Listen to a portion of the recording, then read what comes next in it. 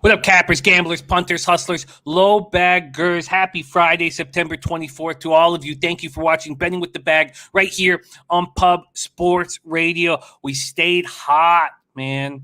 4-1 in MLB plus 3 units. 1-1 in NFL, still 22-9 on the season. 7 straight winning shows. Over those 7 shows in MLB were 30 wins and 15 losses. Plus 13.7 units, and I can almost taste the black. 338 wins, 304 losses, 52.6%, minus 1.42 units. ROI minus 0.22%. Average line down to minus 110, which is good because VIG can be a battle in MLB. I'm so pumped up. I know that it's very important that we enjoy capping and we build friendships. But it all comes down to fucking winning, making money. That's what we're doing here. And it feels so good. Damn good. Now, we've bit off a ton on this show. 16 MLB games, 8 NCAA football games, a quick NFL review, and 2 CFL football games. So we got to move quickly. Got to be brisk. Our man Nolly Knows will be joining us after we break down the first 13 MLB games, and hopefully that will be done in less than 56 minutes. Shout out to everybody in the chat. Thank you so much for joining us. If you can tell, I'm a little locked in and serious. It's because winning feels good. I want more wins, more money. Shout out to Sammy Calmer in the house. Kevin DeFreitas ready to rock and roll. Sammy Calmer, Red Sox first 5+1/2 is his play of the day. Here we go. Just quickly back there. It says Eovaldi hasn't given up more than 2 runs in the start versus the Yankees this season. Not only is that the first game on Nolly Knows' card, so that's going to be a bit. It's not going to be the first off the show, but Jose Seje play of the day is also on that. There's Brian Watson. Razor sharp picks, hit the under. Yeah, I didn't want to double up. I probably should have doubled up, but I hit the Texans team total under, but team total under, but lost on the Panthers first half, which is a little upsetting. Viper MB in the house, real deal prime, and Dan Kelly said, yes, I want to bet that turned out to pay 8-5, but of the 8 groups that teed off this morning, the only one in which the shorter hitter didn't go first was Thomas and Spite. I love it. Dan Kelly, great work. Great work. There's Jared JB in the house. Domi Gun Ricci. Panthers live beginning of third quarter, -3 bailed me out. Nice job. Great work from all you guys. We got a ton of work to do, so let's just get after it. Evan L., Gregorio Ruiz, Mike M., Pimp Slap play of the day, and Curb Stomp Cash. That's beautiful. And I was with you on the Pimp Slap play of the day. The under 4.5 in Angels Houston was very easy. Michael Irvelina, thank you for the kind words. It feels good. It just feels good, you know? It feels fucking good. Michael Irvelina in the house. Clint started the Die Hard MMA podcast. Keon Jackson had a pick 6 last night. Beautiful. Tyrone Coleman ready to eat. Henry Dice. Frank Vega. Creo. Andrew McKinnis. One of the Ice guys joining us. Great to see you. Universal Luxury. Mark Schillingberg. Max on Record. Dan T. A.B. Yeah, it feels good. And you know, you got to strike while the iron's hot. And you got to enjoy the victories because the losses hurt badly. Danny T, Sunny Springs, Bleds W, Slatsy in the house. We're on opposite sides tonight. Yes, Argos are missing 2 top linebackers. I think the Argos are just a different team at home, and I love the Chris Jones signing. And yes, the Alouettes will be better with Kari Jones on the sidelines, but I think this Argos defense is pretty deep, and I like McLeod Bethel Thompson on the sidelines watching for the last 4 weeks, but makes me nervous that you're on the other side. All right, let's go. 13 games in 56 minutes is the plan. Ramos says, personally, I came here for the putting down of Jose. No, man, Jose is a winning capper on this show. That's a big deal. That is a big deal. And I'm proud of how great he's been, and I'm proud of his record, and I respect his capping. You know, but I'm happy you're here, Ram. Bleds W NHL right around the corner. I'm very excited about all of this. Very excited from all of this. LJ from H-Town in the house. Larry Garr, Harold Williams, Puzzler. All right, let's go. There's Jeremy Bendy. All right, let's go. Oh, and Rem says, P.S. that loss on the Dodgers Colorado under 10 was heartbreaking. Yeah, it's look, it's a battle. It's a battle. Capping is a fickle whore, the sexiest whore in the world. Okay, let's go. There's CT Bays in the house. We've missed you, CT Bays. Let's get to work right now. Quick review of yesterday. A's first 5 minus a half cashed. Atlanta, Arizona first 5 under 4.5 cashed. Diamondbacks first 5 plus a half lost. Houston, LA first 5 under 4.5 cashed. Toronto, Minnesota first 5 over 5 cashed. And I already went over the record in MLB. 22-9 plus 11.8 units in NFL. Panthers first half minus 4 lost. Texans team total under 16.5 cashed. CFL 7-5. 58.3% plus 1.25 units. NCAA football stayed off last night. 19-17, 52.8%, down 0.05 units. Let's get to work. We start 2:20 p.m. Game 1 of the double dip. St. Louis Cardinals at Chicago Cubs. Cardinals are 83-69, 41-36 on the road, while the Cubbies are 67-85, 39-38 at home. Look, the Cardinals are raking lefties, smashing them to the tune of a 321, 1.032 OPS. The Cubs are smashing lefties too. If the Cardinals weren't just obliterating them, these stats would look good. 267, 808 OPS. J.A. Happ and Justin Steele are both vulnerable. It's 72 Fahrenheit clear, 14 miles per hour out to left center. Everything's lining up for an easy over. Team total Cardinals over. Full game over. But what? But this. The last 2 times that teams have been on giant winning streaks and have switched cities, they have lost.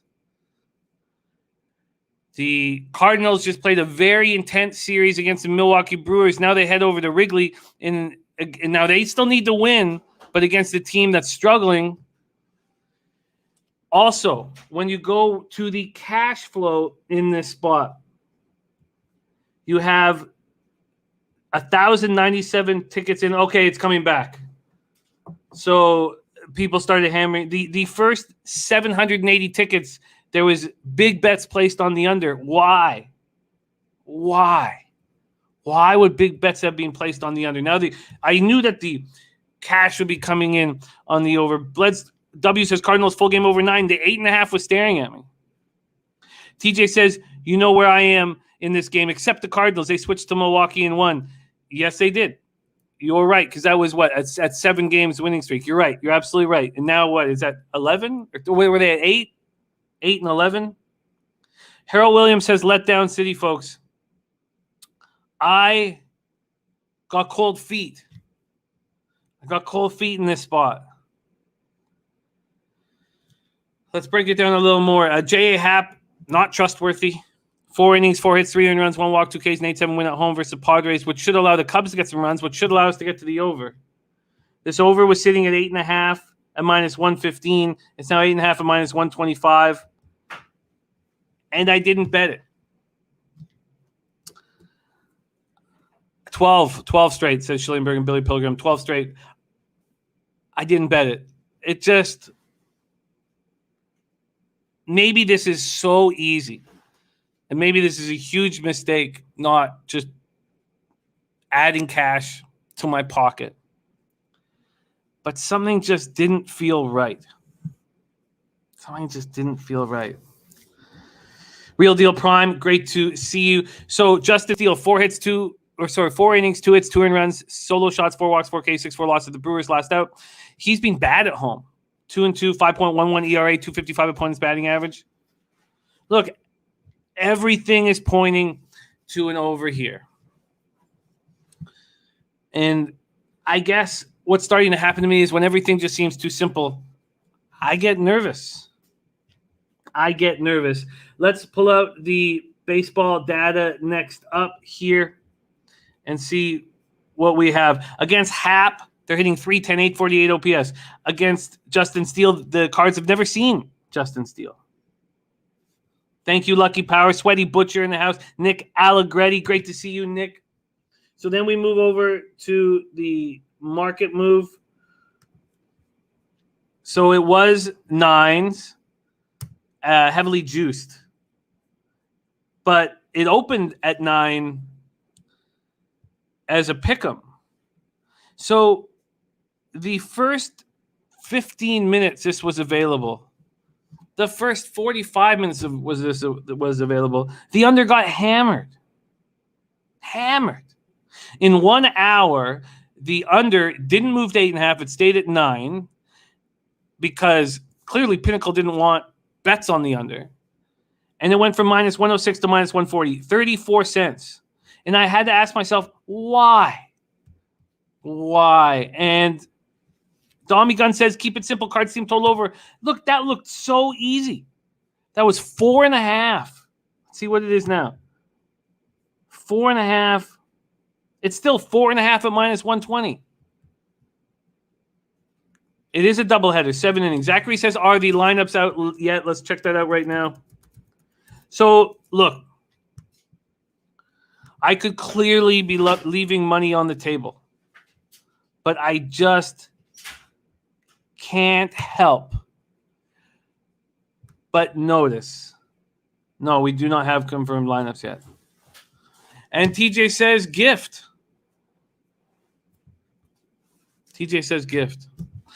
Now, the last time TJ said gift, he was bang on. Cashed that team total over for him in the second inning. So in that college football game last night, everything statistically was saying over, but the market scared me. The market was looking under, and I almost bet the under when it moved to 59.5 right before kickoff, but I didn't. And the game ends at 61, and more points could have been scored. There was a 28 points second quarter, only 10 points in the third and fourth quarter. TJ's on St. Louis money line, St. Louis run line. Some just doesn't feel right here. Some just doesn't feel right here. Nutflush Sean says, sorry, I'm late banging my head against the wall in this Cubs game. I already bet the over and about to bet it again. So, I get it. But I'm not going to do it. And maybe this is just an absolute gift. But seeing all of the early bets placed on the under, knowing that's the sharp money, I will just sit back and cheer you guys on. I cannot do it. We move on to game 2, 8:05 p.m. Eastern. St. Louis Cardinals 83 and 69, 41-36 on the road. Cubbies 39-38 at home, 68 Fahrenheit, mostly cloudy. And I believe it goes up. I have 14 miles per hour, but I remember seeing it. It's about 16 or 17 miles per hour by that point. There's Ski Profit in the house. Ski Profit, pimp slap play today on the Angels Astros. First 5 under 4.5, and I knew it was. Well, I became very confident on the under there, and it cashed. Okay, let's go. Ski Profit, game 1. Everything statistically is pointing to the over. All of the early cash came in on the under. That went from minus 106 under 9 to minus 140 at Pinnacle. I'm just not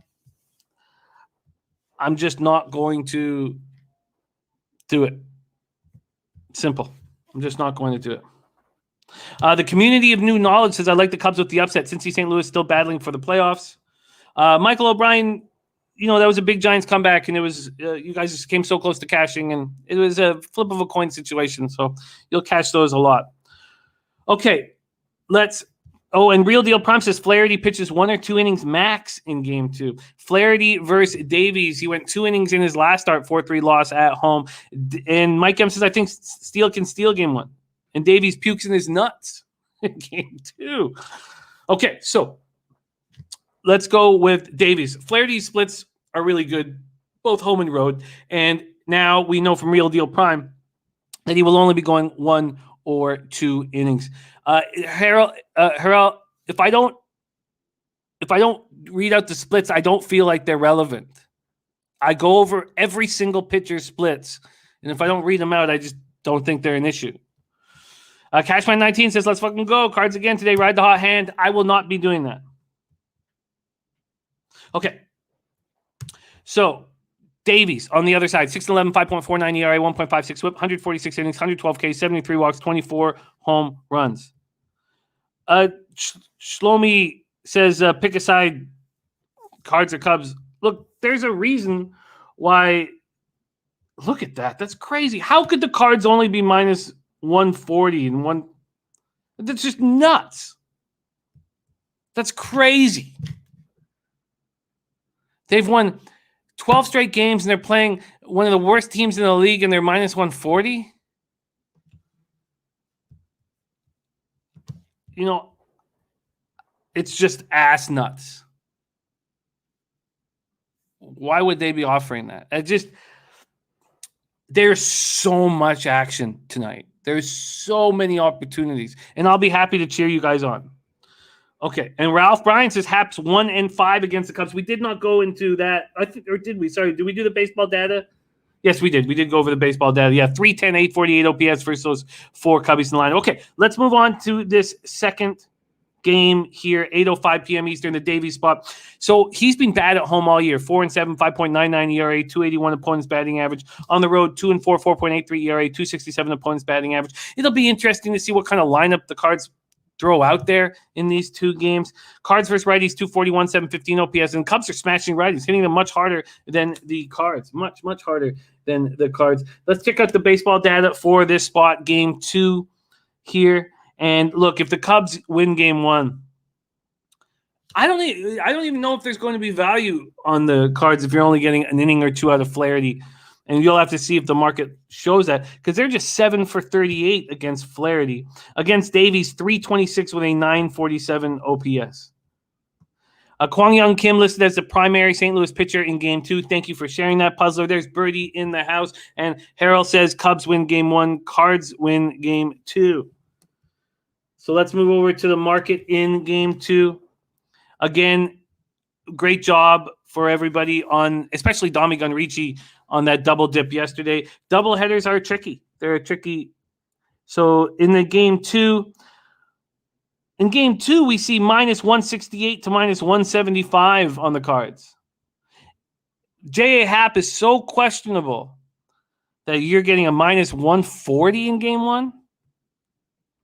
This total is at the same spot, exact same as in game 1.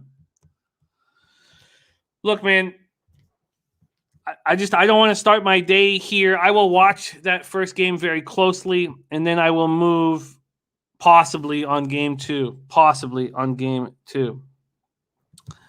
All right, it's Schnizzle in the house. Tough day in MLB, but went 3-0 in NFL.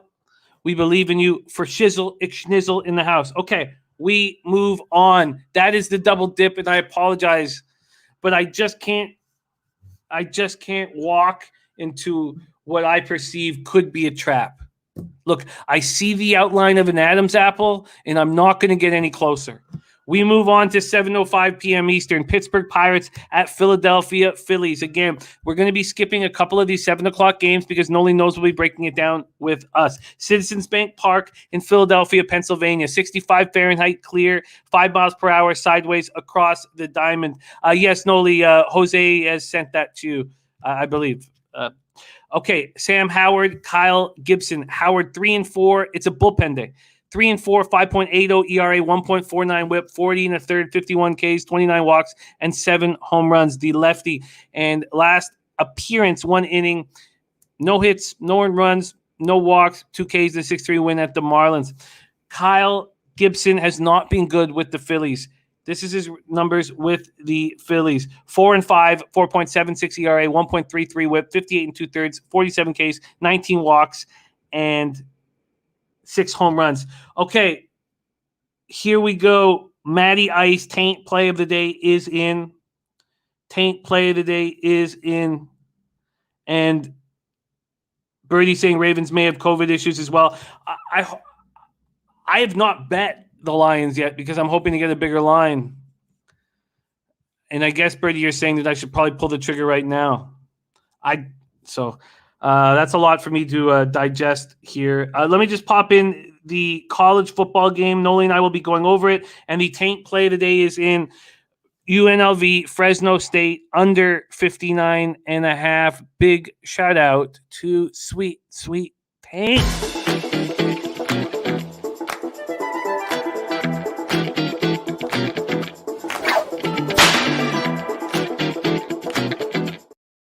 Summers are for Taint is here as well, going for 3 straight. Alabama first quarter over 13 and a half. I'm going to pop that in right there.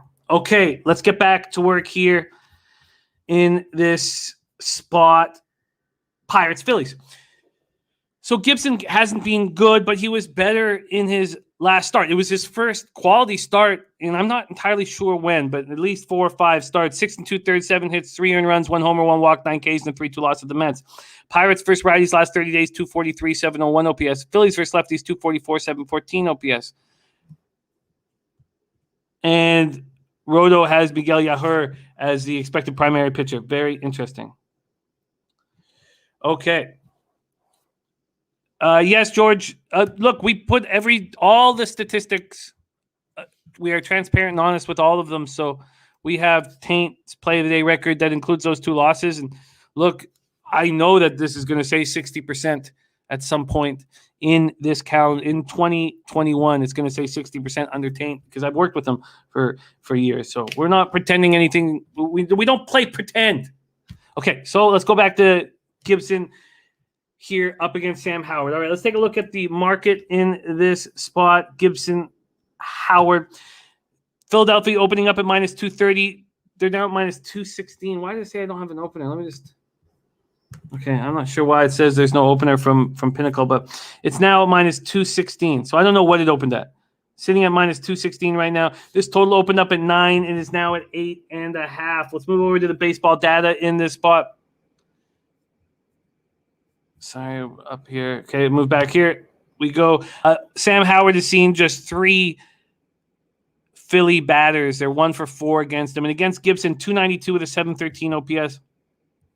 I don't want Real Jolly Roger says everybody got slaughtered yesterday. Jesus, Real Jolly Roger. 4-1, baby. Plus 3 units. Michael O'Brien says, should I bet up the first game on the Cardinals, and if they lose, double up the amount on them in the second game? No, there's too many opportunities on the board. I don't think you should do that. And that second game is going to be way more juice than the first game. But trust yourself, trust your instincts. Now let's move over to the cash flow in this game. Just 693 tickets in. So this just got on the board a lot of places. 58% of the tickets, 70% of the cash is on the Phillies. And 82% of the tickets and 98% of the cash is on the over. And yet it's gone to 8.5. And also another thing here that I probably should have mentioned on that first game 1 of the double dip, that 85% of the tickets are on the Cardinals and just 66% of the cash. Wild. We love you, Dan T. Harold Williams on Liberty, Syracuse over 54.5. So he's going up against has it gone up to 54.5? Scares the shit out of me. Okay, so Pirates, Phillies. I don't want the Phillies as this big of a favorite. It's that simple. I just don't want the Phillies as this big of a favorite. And there's so many options on this card. And I've only made 2 bets. And that starts happening when you start winning a lot. You start kind of tightening the ship, and you don't need to risk as much. You don't need to reach as much. Johnny K liking the under. And lit picks, no. A lot of guys are, though. A lot of guys in the chat are. They're taking Cardinals team total overs. They're backing the Cardinals. I'm not. Billy Pilgrim says, is number 13 scaring you off? Not at all. I don't believe in any of that shit. 13 is not an unlucky number to me. I don't believe in any of that stuff. Okay, we move on to 7:10 p.m. Eastern. White Sox, Cleveland Indians, Progressive Field in Cleveland, Ohio. White Sox are 86-67, 37-40 on the road. Indians 75-77, 38-39 at home. 69 Fahrenheit, clear 8 miles per hour to right field. Dylan Cease versus Shane Bieber. Bieber back in action. So a 3-month stint on the injured list. And I believe it was a shoulder. I don't know why I don't have it here, but I believe it was a shoulder issue. He made rehab starts in both AAA Columbus and AA Akron. 4 runs he allowed while striking out 7 across 6 innings. Just 6 innings. Sean Thompson says, how long does Bieber go? I think the market will probably tell us that right now. Why don't we just look at what the odds are for this spot? 7-cent move towards Cleveland Cease and the White Sox opened up -119. They're now -112. It's total 8.5 to 8. I just don't see him going any more than maybe 4 innings. I mean, what do you think, Sean? I just don't think so. Let's talk about Cease and his splits. At home, he's been very good this year. 6-2, 3.22 ERA, 203 opponents batting average. On the road, 6-5, 5.02 ERA, 243 opponents batting average. Michael O'Brien says White Sox clinched yesterday. Not much to play for. And he's right. He's right. Do they have anything? Is there any reason for them to? Is there the seed? Do they care about the seeding and who they play? Let's just quickly go into the standings here, because they celebrated the division winner last night. By the way, Tampa's too far for them to catch them, so I don't think they are playing for anything. You're right. Yeah, 86 and 67. I mean, they probably can't even catch the Astros either. Yeah, they're not playing for anything. They're not playing for anything. And on the road, see 6-5, 5.02 ERA, 243 opponents batting average. Bieber was better during the year on the road than he was at home. TJ says, strange Steven bring him back unless he's 100% sure he's fine. This season is gone for Cleveland. Bring him back with 10 games left makes no sense unless healthy. That's a good point. That's a very good point. White Sox versus righties last 30 days, 271, 773 OPS. Indians versus righties, 241, 707 OPS. White Sox bullpen's been very good over the last 30 days. Indians bullpen has not been. Damn. Off the board at Bet Online. Shit. Okay, Birdie, if that's available for me as soon as this show's over, I'll pull the trigger.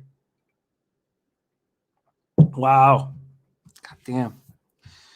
Wow, this makes me think that Cleveland's the spot. We can't trust their bullpen right now, but do we want to trust Bieber? We're getting a pretty nice price on Bieber. It's a different situation than when the Giants clinched. We talked about that. They had to keep winning. They only care about the division. This is different. You know what? This is my first edition. Indians first 5. I think that TJ just nailed it there. He's got to be healthy. He's got to be perfect. There's no reason to bring him back. And Cease does not look well. Actually, let's go to baseball data in the cash before I lock it in for sure. Sorry that I shouldn't get ahead of myself. Let's just go through the same routine that we always go through.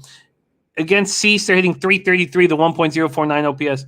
Against Bieber, 250 with a 716 OPS. So that works perfect. And then let's move into the cash flow. And let's see if this all correlates. And then I'm going to just pull the trigger down. Only 643 tickets in, so we don't know really what's going on. But we do know that 76% of the tickets, 94% of the early cash is on the Indians. Indians first 5 for me. Indians first 5 for me. Great stuff. Great work by the chat. I wasn't expected to be on this spot, and I am.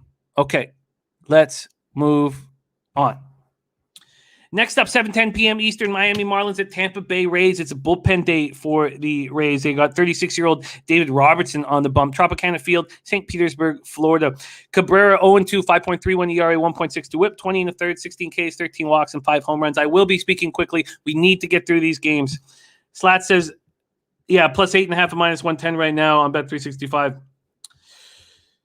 Yeah, I thought this was a spot where we just sit back and wait for the public to hammer the Ravens. But if there's going to be issues with COVID, then that should be bet now. That should be bet now. And, if we want, and there's some huge COVID, we can middle this thing. Oh, God, I'm just leaking. Okay.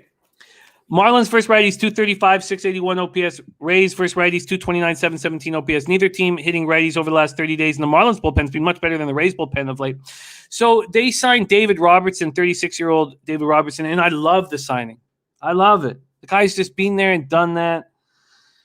So he signs a minor league deal with the Rays on August 16th. He goes and he strikes out 12 and 6 scoreless innings, 6 relief appearances at AAA Durham. So he's coming back from Tommy John surgery. I love it. I love it when these guys who could just say, that's it, that's a career for me, say, no, I want more. I love that the Rays picked him up. I believe in this spot. Michael O'Brien says, I've heard in the chat before about teams with COVID and it turned out to be bad info. You're absolutely right, Michael O'Brien, but the game was just pulled from the book. It's just off the board at some books now. So you're right. And you're right. You don't want to push anything, but I already wanted the Lions at plus 8.5. And this, but I hear what you're saying, Michael O'Brien, and it makes sense. Already down to 8 on DraftKings. And Lance Rose says Shane about to be a free agent, wants to show that he's healthy. Good. That's another great point, Lance. Okay, so here against Edward Cabrera, let's take a look at what the market has done here in this Marlins Rays spot. Rays open up at minus 260. They're now minus 258. 2-cent move towards the Marlins. This total's gone from 9 to 8.5. The Rays just had a very intense series against the Jays, and now they have the Marlins coming in. I really don't want to have too much involved in this game. Let's see where the cash lies here. Just 491 tickets. This game just got on the board. 61% of the tickets and 23% of the cash, early cash on the Rays. So, the bets coming in on the Marlins at a big price, and that makes sense to me. Yeah, Ski, it was fortunate. It was fortunate, but thank you. It was fortunate.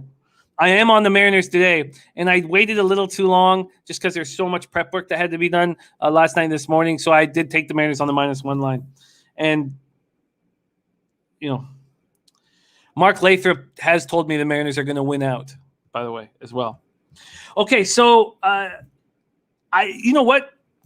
This is easy to say. A free play, obviously, I move on the Marlins here with that big plus line. I don't want – this is a bullpen day. There's a lot of question marks. There's so many opportunities on the board. I would prefer to move right past it. We got Nolly Knows joining us in 26 minutes.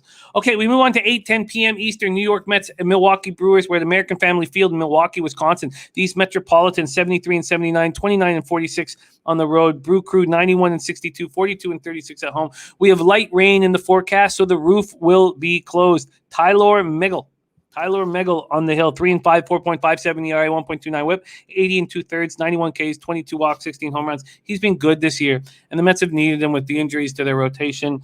Megal had never pitched above Double-A before this year started. When he began, he had real wild splits where he was looking so good at home, pitching poorly on the road. He's fixed all that. But he's coming off a start at home where he got rocked, 3 innings, 9 hits, 6 earned runs, 1 homer, 2 walks, 3 Ks, and 11-4 loss at home versus the Cards. Going up against Eric Lauer, who could have been picked up by any team in the league in the offseason, and he really stepped up. And I love it when these older guys step up and keep their career rolling. 6-5, 3.03 ERA, 1 earned run, solo shot, 3 walks, 6 Ks, 6-4 loss at home versus the Cubs. Jeffrey Blue says, I will be at the Rays game today. Anyone have any props or leans for my DGen self? Can anybody help our guy? Anybody help our guy? Yes, Anthony Velez, I am moving on the Indians' first 5. And there's the taint play of the day that we will be moving on. And TJ says Mets' first 5 is on his card. Fading the Brew Crew after that horrific letdown yesterday. Mets first lefties last 30 days, 256, 733 OPS. Brewers first righties last 30 days, 239, 708 OPS. Mets bullpen 4.07 ERA over the last 30 days. Brewers bullpen's falling apart at the wrong time, man. Mets, Brewers. Brewers open up at -143. They're now -133. A 10-cent move towards the Metropolitans. This total opened up at 8, -113. It's now 8 at -112. A 1-cent move to the under. Let's pull up the data. Where is this? Here we go. Against Tyler Megal, the Brewers aren't hitting him. 154 with 728 OPS. Very small sample size, 2 for 13. Narvaez has a homer, 1 for 2 with a homer. So small sample size, 1 start. Against Lauer, 607 with a 1.763 OPS. Damn. 17 for 28. Wow. Tommy Gunn says the Brewers don't care. Mets couldn't drive in a run with me pitching. I'll save my Met rant for another time. That being said, Mets is the play. We haven't got to the... Oh, did I blow right past Texas? I blew right past the Rangers. Sorry, Jose. I blew right past Rangers, Baltimore. You did, but I assumed you blew by it because it was a bum fight. So no, I won't. Thank you for mentioning that, TJ. We'll go right back to it if that's okay with you. Jose, sorry to mess up your graphics that you work so hard on. My fault. And thank you for mentioning that, TJ. Sorry, just trying to move really quickly so that we're ready when our man Nolly Knows is here. So we'll go back to that, TJ. So, but back to this spot here, Mets, Brewers. I don't. Lauer's just being good. I don't know if I believe in those stats, but I probably should. There's been a 10-cent move to the Mets. They get to Lauer. Tyler Megill coming off a bad start. Let's see where the cash lies in this game. Here we go. 1,777 tickets in. 80% of the tickets, 77% of the cash on the Brewers. Wow, this thing says Corbin Burns. That's not happening, right?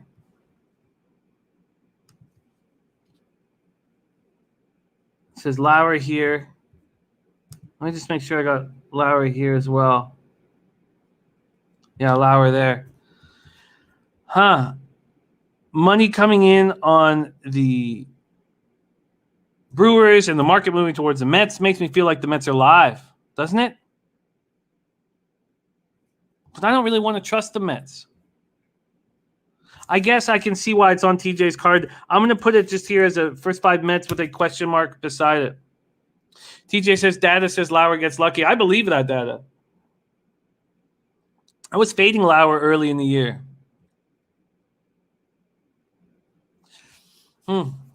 This does make sense. Wow, 50% hard hit rate last 5 starts and only a 197 batting average in balls in play. Wow. Yeah, I get it. Maybe I should take that. Huh. Robert Cherry said I saw Burns on the line last night. Cashman says Lauer's been very good, especially the last 4 or 5 starts. Top said likes the Mets in the under. Okay, I'm not sure what to do with the Mets because this Brewers bullpen is obviously shaky right now and not caring. I don't see why I wouldn't go with the full game instead of the first 5. So I guess maybe I move on this Mets full game. Kenny Can, my man, no worries. Welcome back. Not every day is going to be a winner. All right, so I skipped the game accidentally. So let's back up there. Thank you for mentioning it, TJ. Texas Rangers at Baltimore Orioles. Camden Yards in Baltimore, Maryland. Rangers are 22-56 on the road. Orioles are 49-104, 24-51 at home. 67 Fahrenheit clear, 4 miles per hour sideways. We have Spencer Howard going up against Alexander Wells. Spencer Howard has a high upside, but he's not looked good since the trade over to the Rangers from the Phillies. 0-2, 9.22 ERA, 1.76 whip, and 13 2/3. 15 Ks, though, but 7 walks, 2 home runs allowed. His last start, they only let him go 3 innings. They're going to keep doing that. So it will become a bullpen day for the Rangers, and their bullpen's been okay.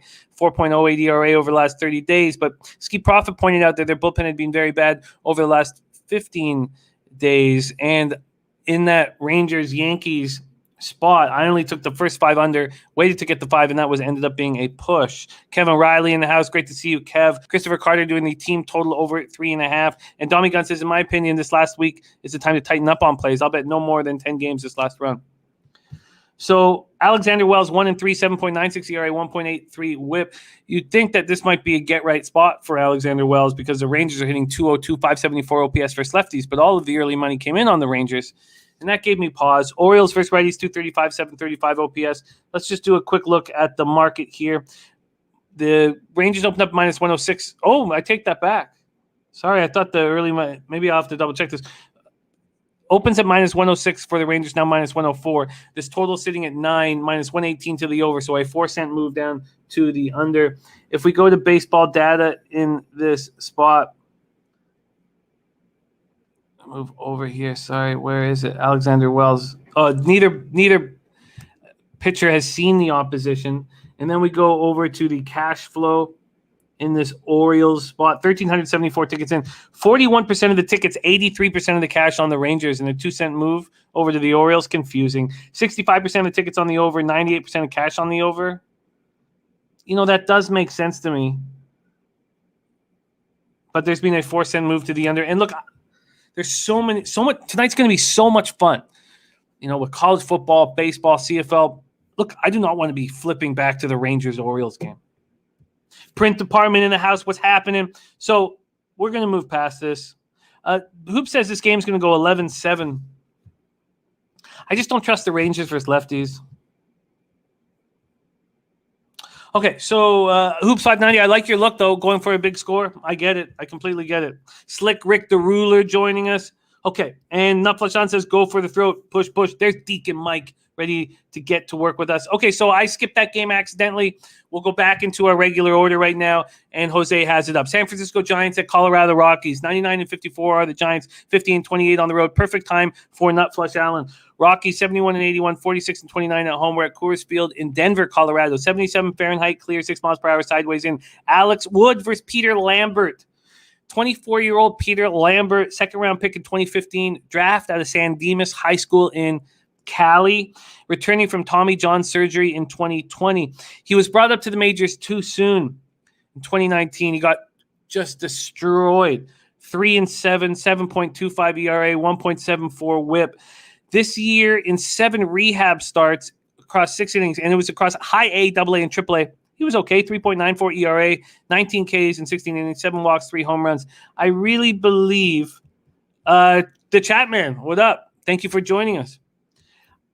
I really believe that Lambert is going to be much better than what he showed us in 2019. I mean, that's an easy thing to say. Obviously, he was trash then. But this is a pitcher that had a really high upside, and I believe in him. Giants first righties, 267, 831 OPS over the last 30 days.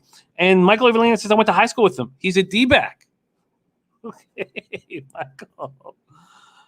Piker says San Dimas high school football rules. Vipers on the over here. Michael Evelina hopes he gets rocked, and the Giants are hitting righties hard.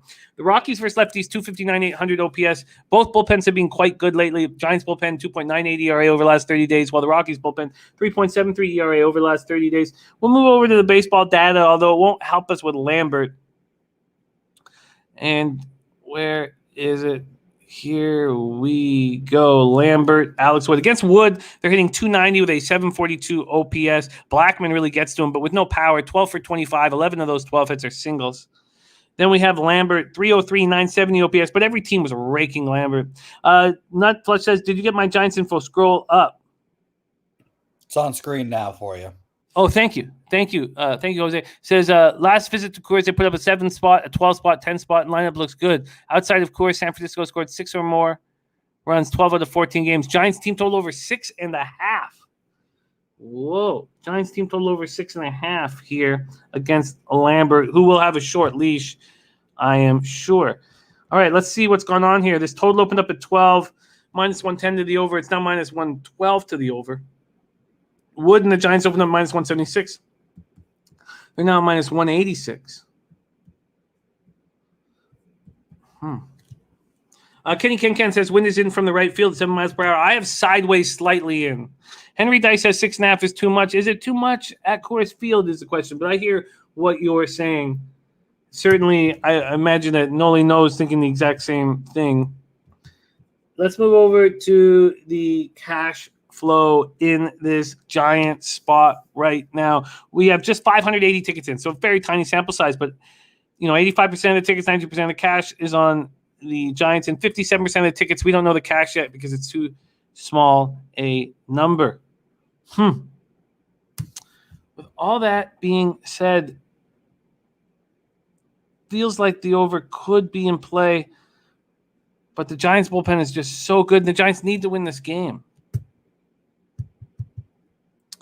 I get it. I'm just going to put Nutflushes on this team total over. I'm not going to move on it at this point. I'll put a question mark beside it, 6.5. Okay.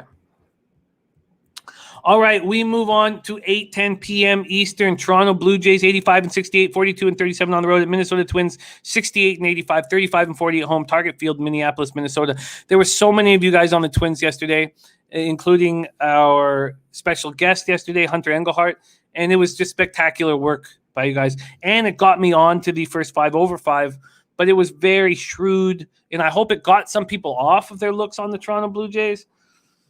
57 Fahrenheit, partly cloudy, 8 miles per hour to right center, Jose Barrios. And Johnny K liking the Cubs game 1. I get it. Johnny. There's red flags all over that thing. I'm staying away. Barrios, 12-8, 3.45 ERA, 1.07 WHIP, 187 Ks and 180 innings, 43 walks, 21 home runs. That's combined with the Twins and the Jays. He's facing his former team now. Last start, he went 6 2/3, 4 hits, 3 earned runs, 1 homer, 1 walk, 6 Ks, and a 5-3 win at home versus the Twins.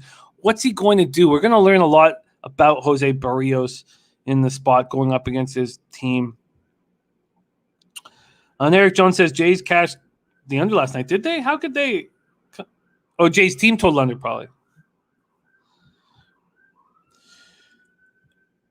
Big Bat Blue Jays Real Deal Prime calls them. And TJ said it certainly did take me off the Jays yesterday. That's why this show is the most valuable out there. Absolutely. Slatsy45 says biggest game of the year for the Jays is Barrios a big game pitcher? Harold Williams says Jays come through today. We're going to learn a lot about Barrios here. Going up against Bailey Ober, who's been good this year. He also just faced the Jays. And what am I talking about? Barrios just faced the Twins last out in the 5-3 win, but now he goes home to Minnesota. Sorry, and his last start was at home in Toronto versus the Twins.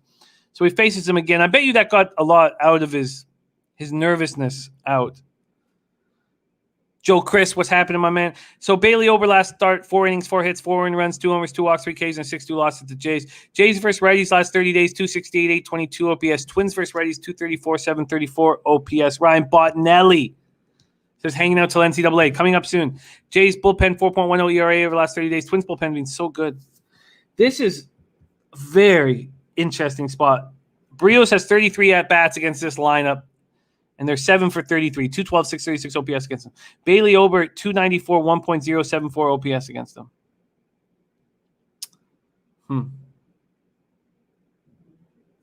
Yes. Well, Miami at Tampa, we've done already, Puzzler. But those other 3 games are done with Nolly Knows. I mentioned that off the top. So that's why we skipped those 3 7 o'clock games, because Nolly Knows is going to break them down. And then Nolly's staying with us for NCAA football. Okay, so let's move over to the market here. We have the Jays opening up at minus 142, now minus 141. A 1 cent move towards the Twins makes me nervous. This total opened up at 9 and minus 106. There's been a 12-cent move towards the under. Let's see where the cash lies in this spot.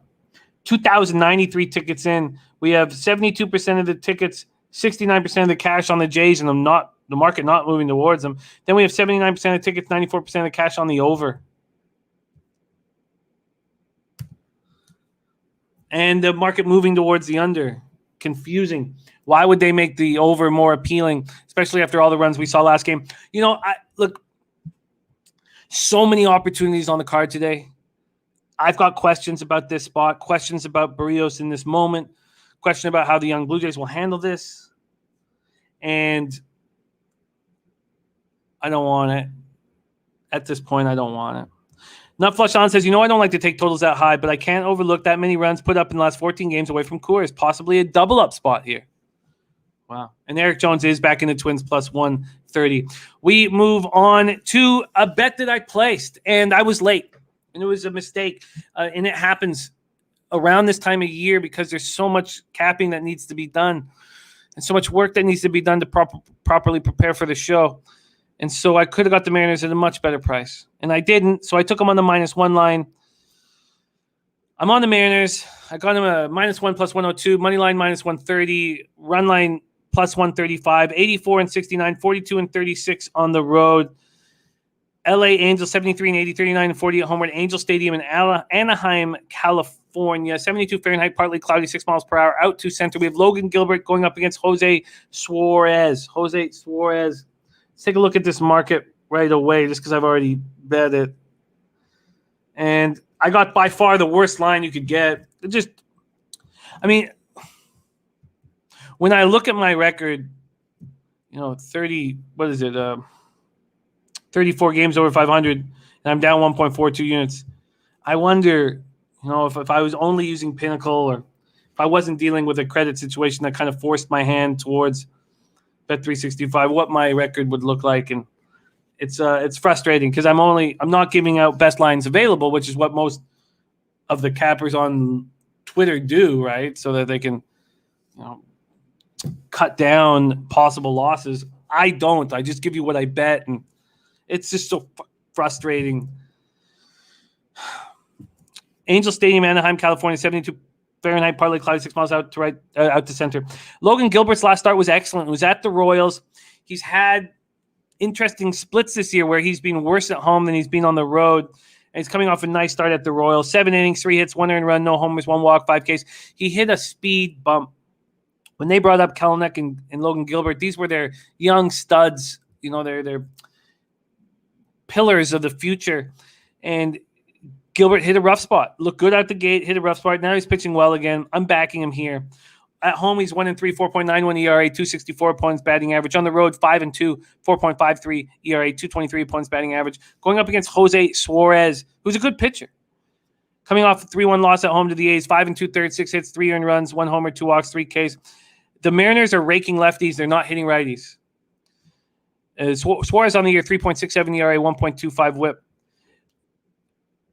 Mariners rating 267 with a 777 OPS versus lefties. They're smashing them. And the Angels are only hitting 228, 669 OPS versus righties.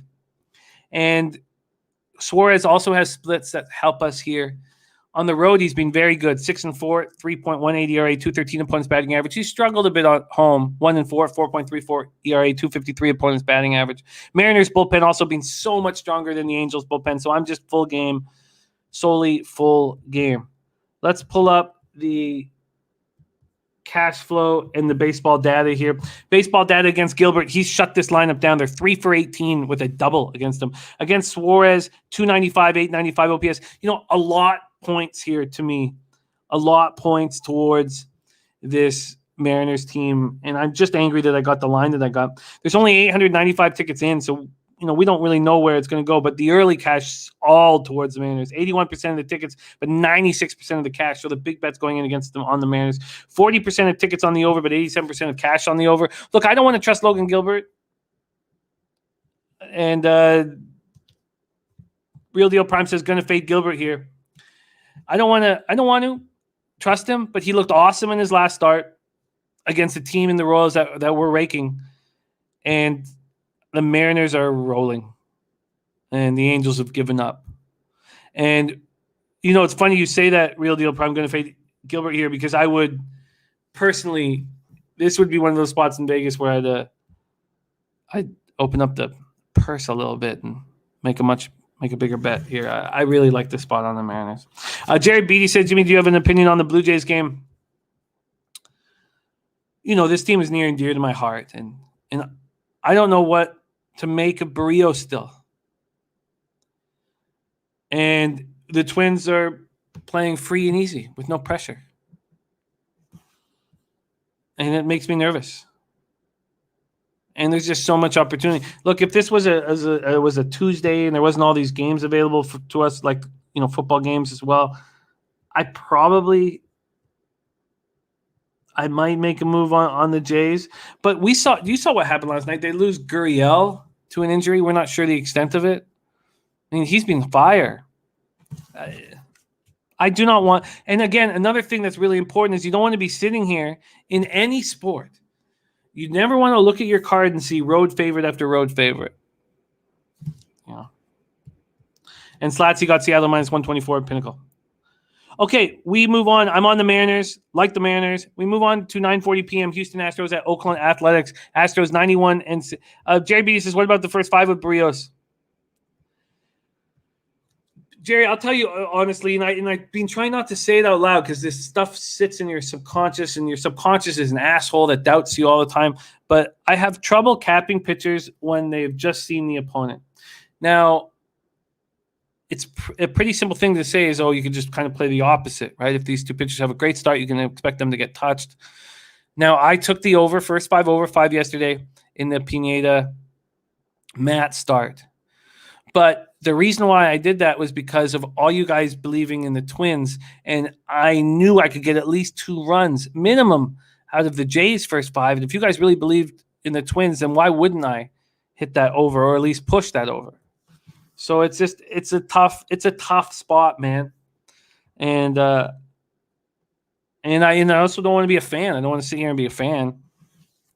Sean Thompson says Astros locked in. We have 2 3 more games. God, and then I got to get Nolly on. Okay, let's go to this. Oakland Coliseum, Oakland, California. 65 Fahrenheit clear, 8 miles per hour to right. Zach Greinke, who's not been very good of late. 11-6 on the year, 4.11 ERA, 1.17 whip, 168 and 2/3, 117 Ks, 36 walks, and 29 home runs. In his last start, he went 4 innings, allowed 5 hits, 5 earned runs, 1 homer, 1 walk, 3 Ks, and a 7-6 win at home versus Arizona. At home, he's been bad this year. 5-4, 4.79 ERA. 277 opponents batting average. So on the road, he's been much better. 6-2, 3.45 ERA, 226 opponents batting average. What the hell's going on? Jimmy carries a purse? No, I don't know why. I don't know why I used purse strings there. I was you're right for calling me out on it. Frankie Montas. All Hartos Montas on the bump. 12-9, 3.57 ERA, 1.21 whip, 192 Ks and 174 innings. His last start was excellent. He's been pitching very well. 7 innings, 1 hit, 4 walks, 7 Ks, 3-2 extra inning win at the end. I don't have who it was against. Sorry, just is at the. So I apologize for that. Angels versus righties. Oh, it must be at. That's what's going on here. It was at the Angels. There we go. Sorry. Now I see what's going on. Okay. It was a 3-2 extra win at the Angels. Astros versus righties, 280, 787 OPS. A's versus righties, just 248, 725 OPS. Astros bullpen last 30 days been very good, 3.69 ERA. This A's bullpen's been terrible, 5.45 ERA. And we saw it again last night. I mean, the A's bullpen just can't be trusted, and it's going to cost them a wild card spot. It has already cost them a wild card spot. Astros, A's, these teams hate each other. This total went from 7.5 to 8, and the A's are sitting at minus 116. So the total's gone from 7.5 to 8. Let's go over to the baseball data here. Against Greinke, 213 with a 578 OPS. He gets these guys out. Looks good doing it. Against Montas, 271 with a 797 OPS. This is a tricky game. I've been saying that a lot, and I apologize. Just 668 tickets in. And 63% of the tickets, but 42% of the cash on the Astros. Greinke's not looked good of late. He's a very difficult guy to trust. 58% of the tickets, 57% of cash on the over. And Mike M's a pimp slap play of today's Oakland A's full game. Here we go. So, spot there. Yeah, I love the way Montas is pitching, but the Astros are dangerous. Yeah, Puzzler said, checked on Gurriel's status. X-rays negative, got stitches, good news. But I think his hand will be swollen today and doubt he'll play. Luce says, yeah, Ass Pros are super streaky. Still a much better team than the Angels or the A's, but you never know. Yeah, let's see what Ski's saying. Today's card is tough. Bonquiqui on Oakland team total over. I guess I would like to back Frankie Montas here with the way Greinke's been pitching. But Greinke gets these guys out. We've seen this total move towards the over. I'm so close to being in the black, and Kenny Can going to make a small bet on Oakland team total over 3.5. I like that look. Piker says this is an over spot. Oakland, Houston over 8. Montas hittable at home. Houston average 6 runs a game. Oakland favorite equals over 8. And that. Let me just see if I could have got the 7.5 had I. Yeah, I could have got the 7.5 this morning. I get it. So I'm gonna sorry, barely slept last night grinding on this card for hours now. I'm gonna stay off of this spot. But the pimp slap play of the day is Oakland Athletics full game. Johnny Cases can't wait to NHL. Same here. All right, next up, Los Angeles Dodgers at Arizona Diamondbacks. Roop open confirmed. 92 Fahrenheit, partly cloudy, 6 miles per hour in at Chase Field in Phoenix, Arizona. The Dodgers 46-32 on the road. Diamondbacks 29-46 at home. Tony Gonsolin going up against Humberto Castellanos. And this Diamondbacks team has just been getting me right in the chocolate starfish. I knew that their bullpen had improved, but I still had them first 5+1/2. Of course, they win the full game outright, which made me so fucking angry. Because I would have swept the board. I would love coming here 5 and fucking 0. Dodgers 98-55. I went over the record already. Gonsolin 3-1, 2.93 ERA, 1.43 WHIP, 53 Ks in 46 innings. Last start, 2 1/3, 3 hits, 3 earned runs, 1 homer, 2 walks, 2 Ks, and an 8-5 win at the Reds. At home, he's been very good. He struggled a bit on the road, a bit. The sample size is so small. I wasn't sure if it was worth writing down. At home, he's got a 2.13 ERA, 196 opponents batting average. On the road, 3.92 ERA, 211 opponents batting average. Going up against the 23-year-old fireballer Humberto Castellanos. TJ says studs are all in game 1 for the Cards. Look, TJ, I expect you to be right. But I'm not doing it. But I expect you to win, and I will cheer you on, and I will toast your success. Castellanos 2.93 ERA, 1.31 WHIP, 35 innings, 24 Ks, 12 walks, 5 home runs. Eugene Deb says can't wait for the NHL. I can't wait either. Okay, so his last start, 5 innings, 8 hits, 3 earned runs, 1 homer, 1 walk, 3 Ks, and a 6-4 win at the Astros. Dodgers aren't hitting righties. Diamondbacks aren't hitting righties. Dodgers 211, 639 OPS last 30 days. Diamondbacks 214, 635 OPS versus righties. Dodgers both bullpens have been good. You know, I don't trust Castellanos really, but you have to think that the under's got to be in play. But the under was initially juiced at minus 114, and money's coming in on the over. Also, money coming in on the Dodgers, minus 209, moving to minus 224. I don't think there'll be much baseball. Oh, there is a ton. Okay.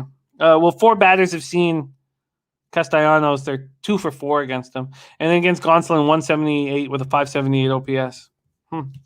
So let's just go to the cash in this Dodgers spot.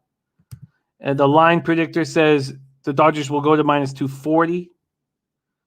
79% of the tickets, 85% of the cash on the Dodgers, 48% of the tickets, 86% of the cash on the under, and yet the over is being touched here.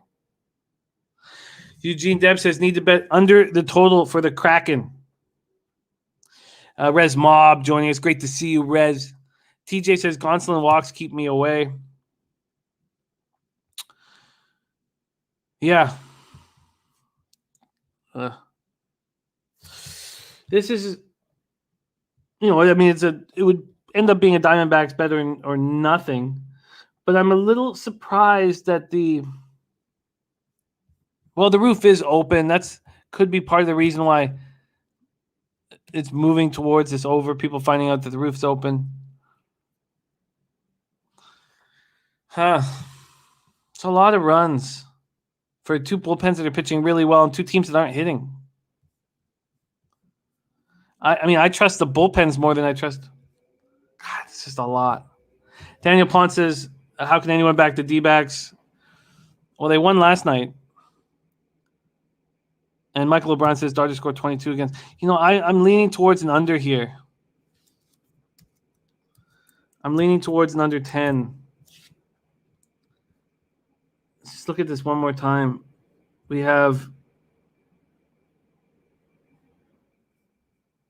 80s. Yeah, I think I'm going to move on the under 10. These teams just aren't hitting. Kenny Can says 10 miles per hour west-southwest. I have 6 miles per hour in. Why don't we just double-check that with RotoWire quickly?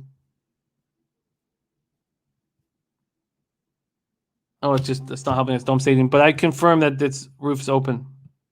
Eric Jones also with me on the under 10. The Chatman says over 9.5. Tony Gonsolin 4 straight games this season. Look, Tony Gonsolin's last start was at the Reds.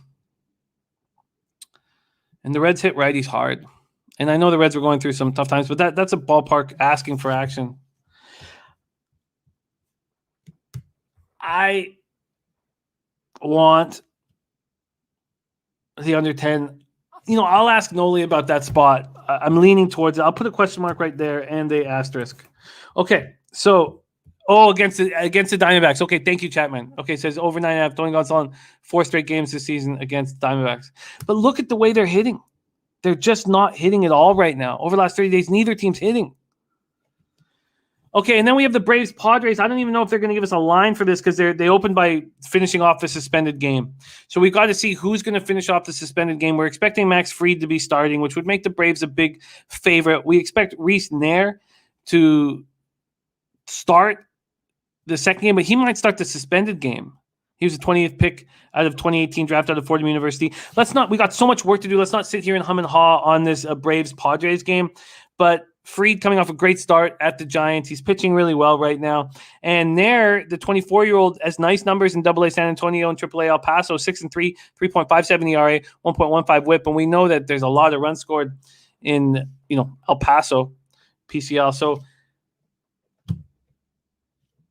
it's just going to require more studying. We got to see, because it starts with by them finishing off the suspended game. Jason Falk says Dodgers fresh out of Denver might help the price on your under a little bit. You're absolutely right. Okay. Oh, and Michael O'Brien says last night didn't see it well. Dodgers first 5 loss, should have took the run line with Panthers. Funny, I said this on the show. I said, I think that there's value with Scherzer on the first 5 minus 138. And I said, if it's much over minus 140, I don't want it. And then Matty Ice said, Scherzer struggled in his career at Coors. I went and researched that after the show like I said I would, and he hadn't pitched in Coors since 2017. So I was like, okay, well, I think I can get over that. But it was minus 170 and minus 105, which would have given me the minus 138 on the first 5 minus 1.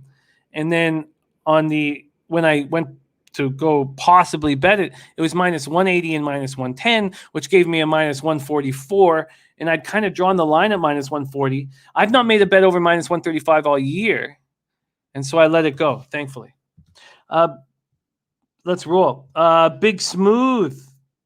Nice to see you. And Puzzler saying Humberto has a swing strike rate of only 5.8%, which may well prove insufficient against a team like the Dodgers. A swing strike rate of 5.8%. That's wild, Puzzler, because look at those numbers he has. 2.93 ERA. I mean, he's been quite good in 35 innings. That's a very wild stat. Let's bring on Nolly Knows and just ask him about this spot right off the top, and then we'll go through the 3 games he wants to talk about. Please welcome to the show the Master Jedi of unders, man making unders great again, Nolly Knows in the house. Nolly, how are you? What's going on, Jimmy? Hold on. Let me see. Oh, there you go. There you go. How you guys doing, man? Yeah, excited to be here. Ready to have a bounce back day. Not too happy about how things transpired last time out that I was here. So we're here to try to rectify that today. Well, you're coming off an enormously successful week and last week with us. So, there's going to be bumps and bruises along the way, hiccups along the way. Can we just talk about this Dodgers Diamondbacks game real quickly? I noticed it's not on your card. You're not liking the under. These teams aren't hitting. And then Puzzler gives this great statistic on Humberto Castellanos. What is your feelings about moving on the under 10 in this spot? I heard you mentioning that the fact that neither team is hitting, but I'm going to have to slightly disagree there with the Dodgers. The Dodgers have actually turned things around the last 11 games. They're averaging 5.6 runs per game in that stretch, have only not scored 5 in just one game where they scored just one run, I mean. So the Dodgers are starting to hit the ball. They're starting to just get the runners across. That's been the issue throughout the season. I mentioned it the last time out when I was here that they lead the league in runners left on base, runners left in scoring position. So I think they're starting to turn things around. Gonsolin, I like this guy. He's pitching the big stage already. But my question mark on the other side is Castellanos, and the roof being open is also a big factor, man. I saw last year, I remember Kyle Freeland was pitching a gem, through 3 innings, shutout ball. Then they open up the roof, and boom, the game soars over. So they opened up mid-game. So it does matter over there in Arizona. So those are the factors I'm staying off. Makes sense. I'm not sure what I'm going to do with that. I'll put another question mark and an asterisk. Okay, let's move on to our Nolly Knows is action, and we got big games. We start with the New York Yankees at Boston Red Sox. Now, this is not just one of Nolly Knows' action. It is also a say-hey play of the day. Let's roll with our man Nolly first and hear his take. Fenway Park, Boston, Massachusetts, 71 Fahrenheit overcast, 6 miles per hour to straightaway center. Garrett Cole versus Nathan Eovaldi. I think this breakdown would be better if we do it 3 ways, though. So, Jose, why don't we fire you up here on – let me just give a quick shout-out to our man Jose. Get a look at him with the mustache and the bulging biceps. And shout-out the say-hey play of the day. Jose, join us, my friend. How are you? Gentlemen, I'm doing okay. This is going to start the most stressful period of my year every year. So I can't wait, and it's going to be a good day. Nolly, hello. Nice to see you. I hate your background, but nice to see you. Eovaldi versus Garrett Cole. Garrett Cole coming off getting shellacked. 5 2/3, 10 hits, 7 earned runs, 2 homers, 1 walk, 7 Ks, and 11-1 loss at home versus the Indians. But he's had a good season. 3.03 ERA, 1.03 whip, 231 Ks, 169 in the third. Nathan Eovaldi, I've been backing him at home, and it's been working. At home, 6-3, 2.99 ERA, 233 opponent's batting average.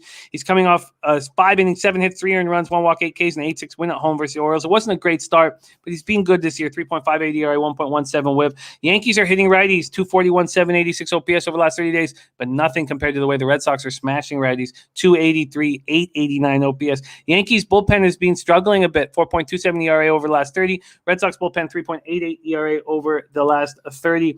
Let's start with Nolly Knows. Cole Eovaldi. This total at 9 minus 106 it opened at, and it's now a 3-cent move towards the under. But that was not the case this morning.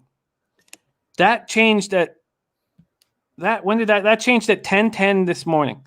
At 9:20 up until 10:10 it would have been juiced to the over. Now it is switched back to juice to the under. Very interesting. Nolly Knows. What is your move? First spot on the day.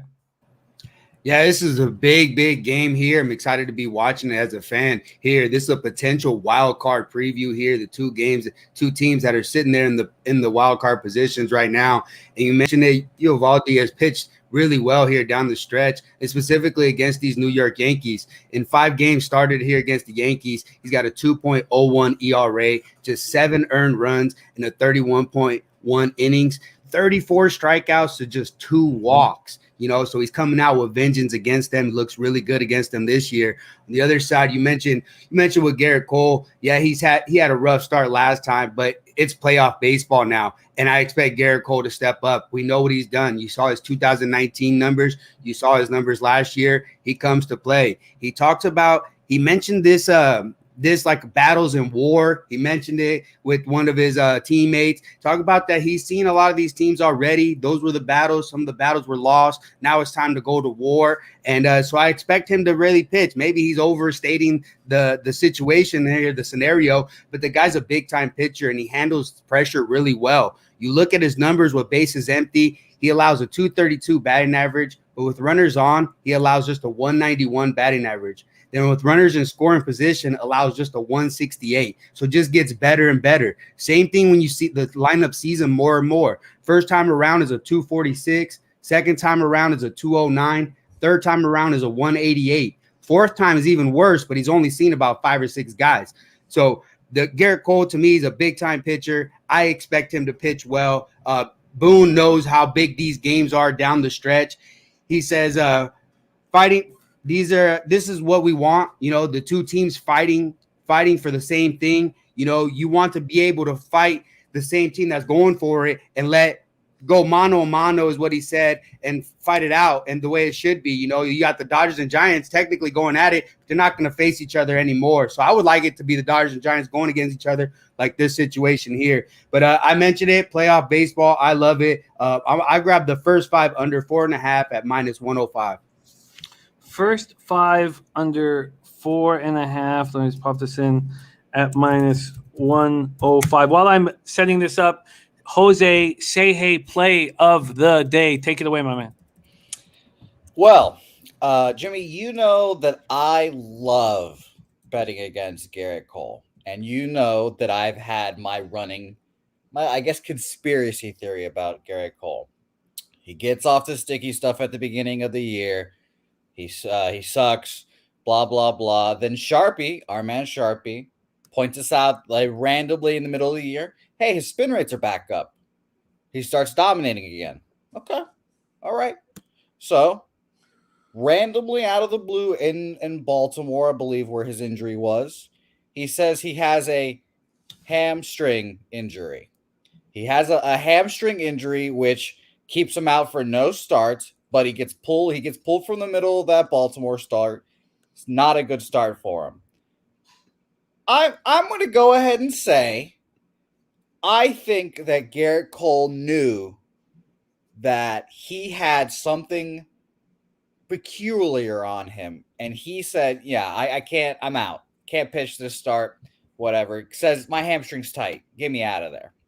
Next start against the Indians, let's go clean again. I fucked up, whatever. Let's go clean again. Sucks against the Indians. Awful against the Indians. Worst start of the year in the Bronx. Booed off the mound. Everything in that. He's terrible against the Red Sox. Historically, the Red Sox own him in Fenway Park. I think the Red Sox win this game.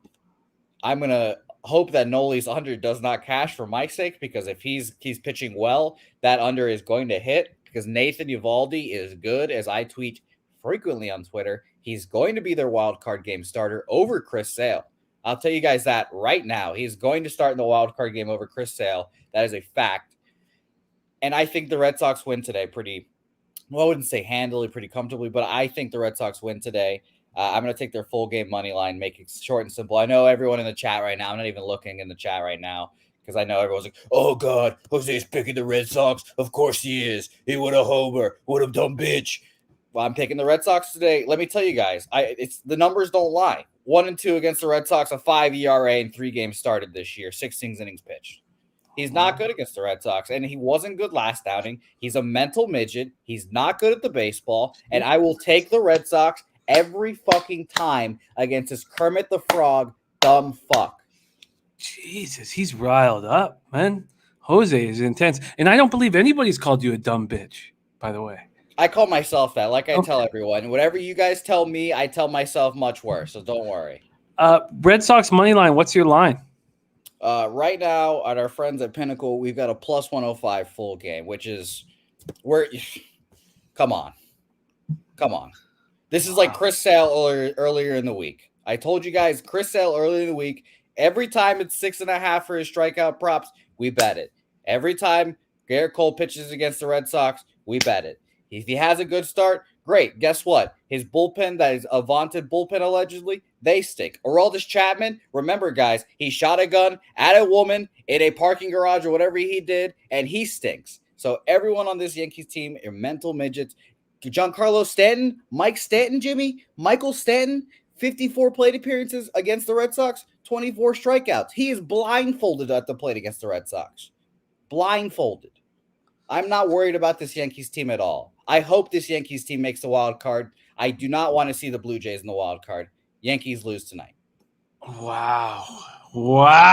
No smiles, very intense. And Jose, some cultures celebrate by shooting guns in the air in parking garages. I need you to know that. So let's not be too judgmental in this spot. This is fascinating. I want to move on, but this is too. God, he's so locked in right now, Jose. Nolly, do you have a rebuttal of Jose Bouquet's hatred for Garrett Cole and his look on the Red Sox? Well, initially, I thought his look was just based on Captain. The more he talks, I realize he's just being a homer. He is, and but I like his look. Ultimately, in all seriousness, I would lean towards the Red Sox. I was leaning towards the first 5. I just expect Garrett Cole to pitch well. Which guy pitches better, I'm not sure, so that's why I take the total. But I actually would lean towards the Boston. Wow. I would be so Nolly. I would be so confident into taking the Red Sox today. I would take. It's minus 150. That's shitty. But over first 5, 1.5, please. Wow. Wild and exciting. Look at Jose, so intense. This is everything I've always wanted you to be, Jose. And I'm not going to be done in this show. I'm fucking coming back in this show, too. Oh, you are too? Yeah, he's got a college football game. Look at you that. just remembered that shit too. You were just like in your head. You're like, wait, you are? Wait a second. What are you talking about? Oh, okay, all right. So I'm glad we're on the same page. And we have a fucking an outro video, a montage this week, and it was made by my baby boy Dell. So all the good show today. God damn it. My boy's locked in right now. I'm so proud of him. Jose is on the Red Sox money line at plus 105. Nolly's on the first 5 under 4.5 at minus 105. And I need more time to process all of this. Shocking. I need more time you don't follow my bets. You hate me, Jimmy. You hate me. No, don't just say it. You don't want to tail me. We're 3 units up. You're You doing don't want great. to tell me. I mean, I'm not going to say anything about the Giants yesterday. That was a heartbreaker and kicked me right in the taint. But ride with me, Jimmy, one time.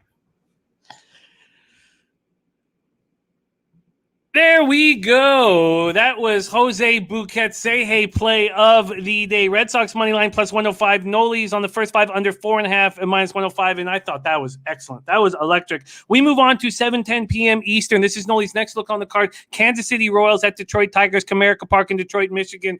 66 Fahrenheit, clear 8 miles per hour. In all honesty, he's now my second favorite Venezuelan because Jose just climbed back into first place with that incredibly passionate breakdown of Red Sox Yankees. Carlos Hernandez is on the bump. 6-2, 3.90 ERA, 1.30 WHIP, 80 2/3, 73 Ks, 38 walks, and 7 home runs. TJ was, I think, my turning point in the last couple weeks happened when TJ helped me not bet Carlos Hernandez's last start, saying he'd been lucky and things of that nature and breaking down the statistics perfectly. And then Carlos Hernandez got absolutely torched. 4 innings, 9 hits, 7 earned runs, 1 homer, 4 walks, 3 Ks, and 12-10 loss at home versus the A's. He's been bad at home for whatever reason this year. 3-2, 4.89 ERA, 264 opponents batting average. On the road, he's Sean. 3-0, 2.60 ERA, 175 opponents batting average. And I like that he got touched. Because, look, he's a bulldog on the mound, and sometimes it's nice to get checked and realize, look, maybe I'm not that good. And now he goes and faces this Tigers team that's hitting 234, 712 OPS versus righties over the last 30 days. And the A's were raking at the time. Going up against Casey Mize, who's not been going over 3 innings in any of his starts. Last start was good. 3 innings, 3 hits, 1 earned run, 1 walk, 3 Ks, 7-4 loss, next 3 innings up the Rays. I mean, he looked good. He's been great all year. He's going to be a stud, but he's not pitching very much. And at home, he's been a little worse than he has been on the road. 3-5, 4.02 ERA, 247 opponents batting average. On the road, 4-3, 3.35 ERA, 222 opponents batting average. And both bullpens have been lights out. Both bullpens have been so good over the last 30 days. I already moved on the Royals. First 5, minus 110. Back in Carlos Hernandez. Please, Nolly knows. What's the move here? Yeah, you mentioned a few interesting stats with Hernandez there. The fact that he got lit up the last time out is actually encouraging for me when I'm sitting here looking to back him here in this position. You talked about the last couple of times that he gave up more than 3 runs. He's only done it 3 times all year. The other 2 times, then following the next game, gives up 6 innings, 4 hits, 0 earned runs. The next time he does it, goes 7 innings, 4 hits, 1 earned run. What's he going to produce this time? I'm hoping for a similar stat line that you mentioned. The guy's a bulldog. The guy tries to learn a lot from what he's done. He says he learned a lot from his last time out, and I expect him to do well here. In the month of August, he pitched extremely well. 2.08 ERA in 5 games started, 30 innings pitched to 7 earned runs, and 7 earned runs in those 30 innings. 4 of those came in just 1 game, so the month of August was really good to him, and I expect him to have a bounce back game here against the Detroit Tigers, who ranked 20th or below in almost every offensive category. And here you're playing in Detroit, which is a big, big thing here. Games at home in Detroit are good for 44, 30, and 3 to the under, good for 59.5%. Good indication of what happens there. Some home runs that are home runs in other ballparks, and 90% of all ballparks are not here. And that's a big thing here. Casey Mize, you talked about it, only going 3 innings, and that's a big factor for me. They talked about him like putting on him on the innings limit this year, and he was reaching that at a fast pace. So instead of completely shutting him down, they decided to go with the 3 innings. And to me, that's big here for Casey Mize. You look at his numbers against these batters.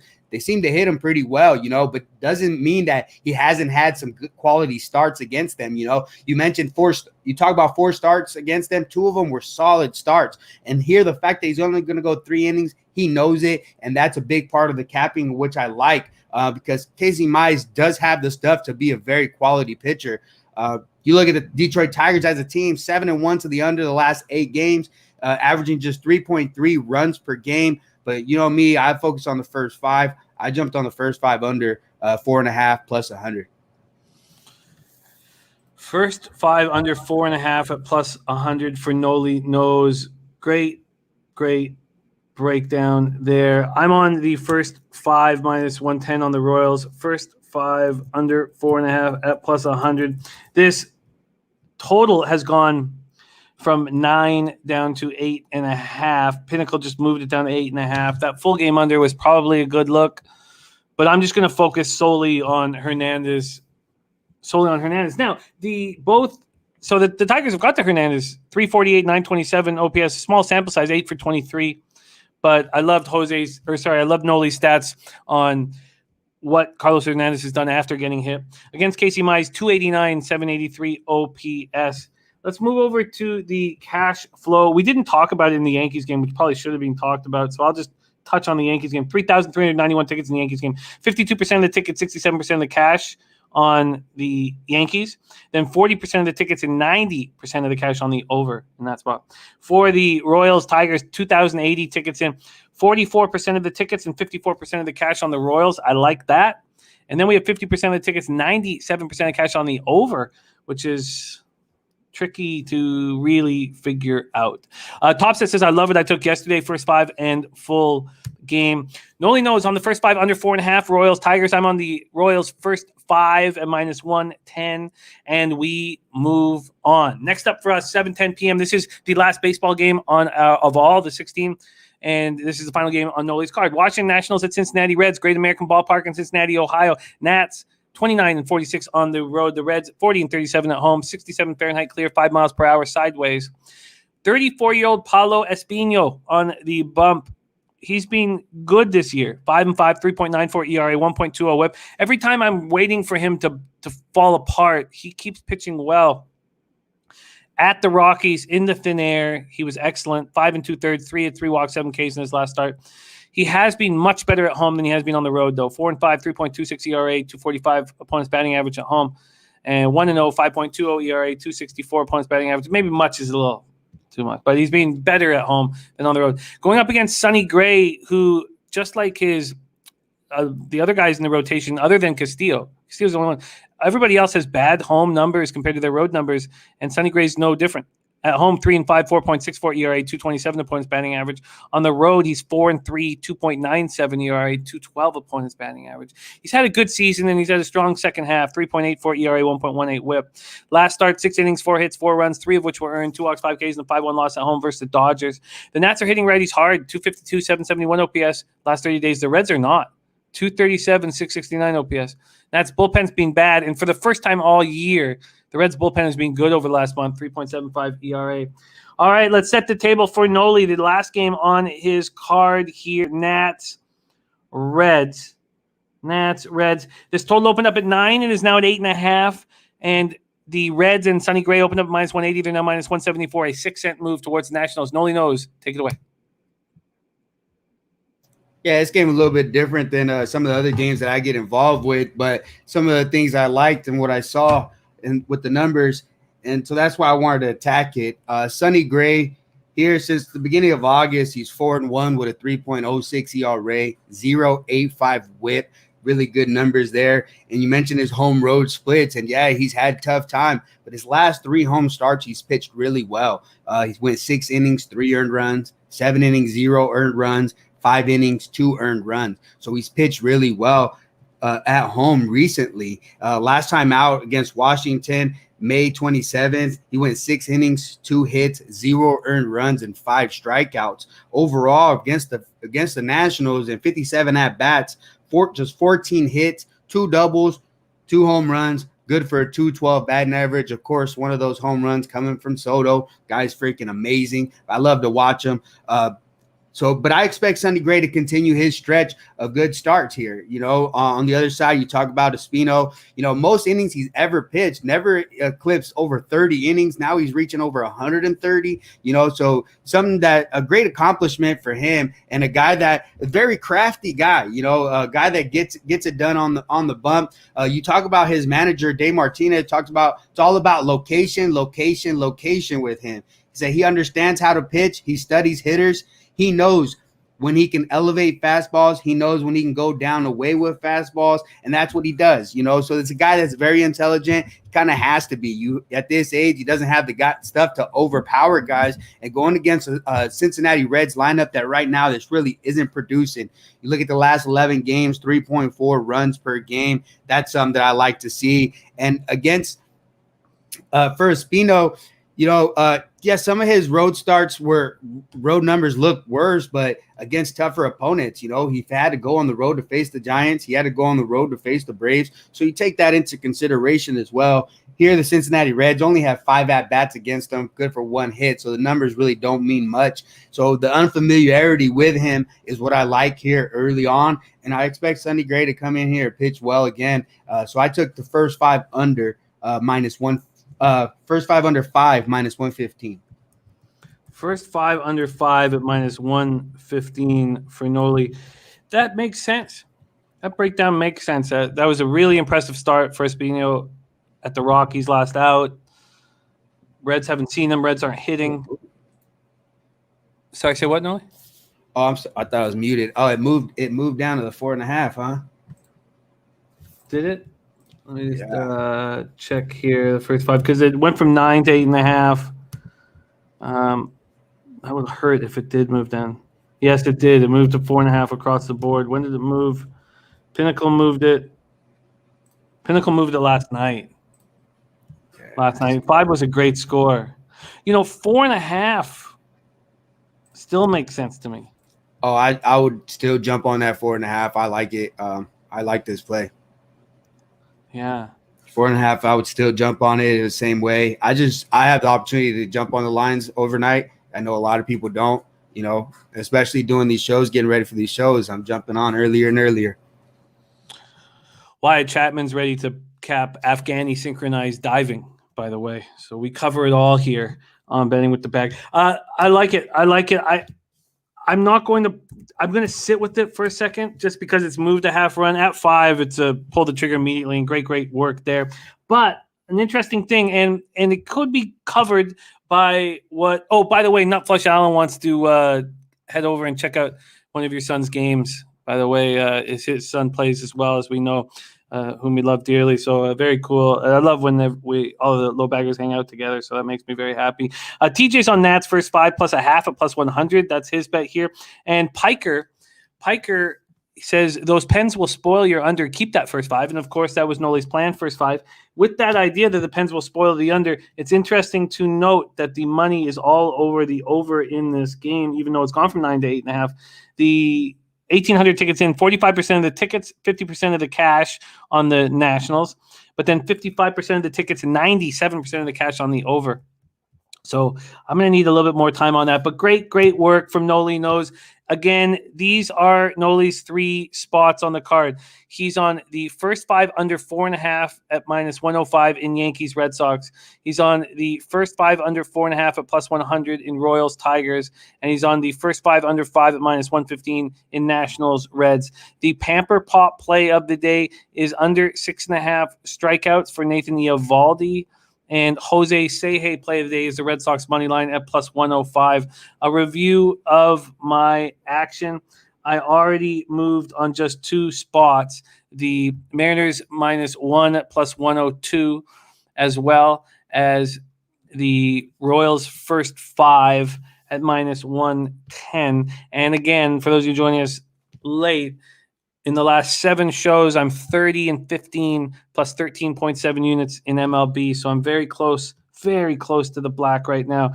With additions, it doesn't look like there are very many for me. I am going to move on the Indians first 5 and Bieber's return start against a White Sox team that I'm not sure cares, and Cease has bad road numbers. The New York Mets full game is a very interesting look.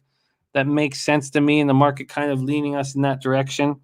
Top sets on the Braves -110, Mets plus 220. Oh, in series, and Mariners -105 in series. Okay, I get that. Jays, Twinkies, I'm off. And it doesn't look like I'm going to move on anything else. I talked about the under 10 in Dodgers, Diamondbacks. That's going to take a lot of time for me to study more. I'm interested in Nolly's first 5 under 4.5 in the big Yankees Red Sox spot. And the under first 5 in Nationals Reds does also make a ton of sense to me. And then we had some people asking about that Astros A's spot, and the Plumpers Magazine play of the day from our Poker Addicted 79 is the over 8, and the Pimp Slap play of the day is Oakland Athletics full game. Okay, we move on to college football, and we must work quickly. We are going to do Friday's action. Now, Nolly has picked out his 4 best bets in college football, and they're all on Saturday. First, we're going to talk college football on Friday. Those of you who joined us on Wednesday saw our breakdown of Middle Tennessee at Charlotte, Jerry Richardson Stadium in Charlotte, North Carolina. Nolly is on the under 56.5 at -110, and I got the under 56 in that spot. We're not going to break down that game again. It's already up and Adam on our Wednesday show. If you want to see a full breakdown, you can just check that out because we broke it down deep, and we've got so many games to break down today, so we're not going to rehash it, but we are going to take a look at the market here and see if anything's gone against us. Charlotte opened up at -2. They were -3 on Wednesday. They're back to -2.5 at Pinnacle, so you can expect the other books are also going to move in that direction. Let's get to this total here. Sorry, just taking a second. Oh, God. Sorry, just taking a second here. So get this total up. Here we go. The total, Nolly moved at 56.5. I moved at 56. Show me that we beat a market and it didn't go against me, please. And it's still 56. So there's been very little movement there. Very little movement. We go over to the cash flow on this spot. Nolly, after I give out the cash flow, if you could just sum up your move on this and as quickly as possible, maybe in less than a minute. I know that's kind of tricky, but just for the people who missed us on Wednesday, there's 7,540 tickets on this game. There's 68% of the tickets are on Middle Tennessee, just 38% of the cash, but 57% of tickets and 54% of cash on the under.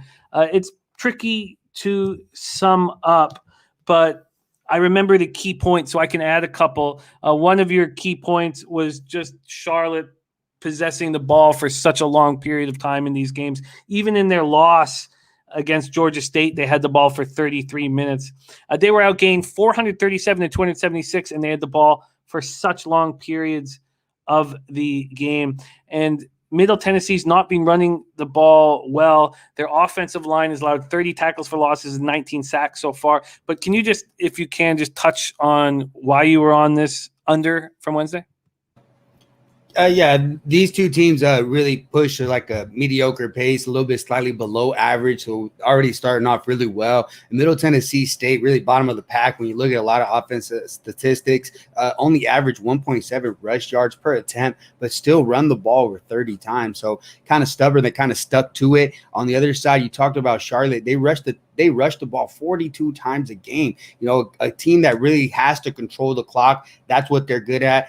I expect them to have some success here against Middle Tennessee, who, I mean, some of their offensive numbers are even inflated because of the Monmouth game, which had defenses, touchdowns involved in the game, things of that nature. But Charlotte, if they take control of this game, which eventually I think they would, so I lean towards Charlotte as well. I think they start to run the ball. Not to mention Charlotte 3-0 to the under, average beating the line by an average of 14.8 points per game. So the line makers have been getting it completely wrong, and so that's the big reason I'm on this. I like it. And very quickly, sorry, I missed that question from Michael O'Brien about the -1 line. It's a line that we use heavy in baseball and in hockey, and we use a -1 calculator to do that. That was given to us from Ron Crawford from the spreadsheet play of the day. There it is right there in the chat. I just popped it in. There's your run line calculator. Keep it on you. It works beautifully. And it's just a way of, cutting the juice on a favorite down. And if they only win by a run, it's a push. And it's just a way of cutting VIG down. Okay, so there is that first spot. We're both on the under. Let's move on to 7 p.m. Eastern. Wake Forest Demon Deacons 3-0, 1-0 in the ACC at Virginia. Cavaliers 2-1, 0-1 in the ACC. We're at Scott Stadium in Charlottesville, Virginia. Wake Forest. Before we go into the breakdown of teams, why don't we just look at this market here? Virginia opening up as 4-point favorites. They moved to 3.5-point favorites. They're now 3-point favorites. And this move towards Wake Forest makes sense to me. This total opened up at 67. It's now at 70.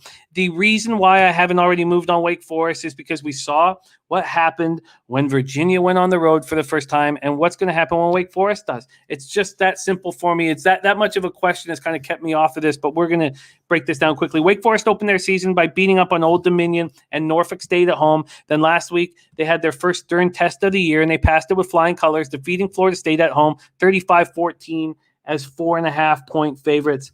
7,578 tickets in, 53% of the tickets, 68% of the cash on the spread for Wake Forest, and then 42% of the tickets, 69% of the cash on the under, and that's, it's gone up to 70. Wake Forest has won 4 straight over Virginia. Dave Clawson has this team rolling. Sam Hartman has been so much better this year. His first 3 years, we knew what the problem was. He was just putting passes in dangerous spots. He had 33 touchdowns and 15 interceptions. That touchdown to interception rate is just not going to cut it. This year, 6 touchdowns, 1 interception. Jakari Robinson, A.T. Perry are extremely dangerous wideouts at his disposal. Wake Forest had 4 sacks last week against Florida State. They're 5th in the league with 9 sacks through 3 games. Virginia opened their season with an easy 43-0 win at home versus William & Mary. They followed it up a week later with a 42-14 demolition of Illinois at home as 10.5-point favorites. Then came their first road game. Up against number 21 ranked North Carolina. It didn't go well. They lose 59-39 as 7.5-point dogs. They watch as North Carolina put up 699 yards on them. Brennan Armstrong looks fantastic, though. Their junior quarterback through 3 games, 1,298 yards passing, 11 touchdowns, 2 picks, but they're getting nothing from their ground game. And against a team like North Carolina, you got to keep the offense off the field for as long as possible. And they managed 24 yards on 22 carries. It's a big problem. Maxwell Smart says Virginia defense is really bad, even at home. Michael Ervelina got Wake Forest at plus 4.5 and the money line. Harrell is on the Virginia money line. And Allen says, take a peek at the Wake team total over. I've not moved on this game yet. Can't wait to hear what Nolly thinks. I know it's not one of your best bets, but did you cap this game?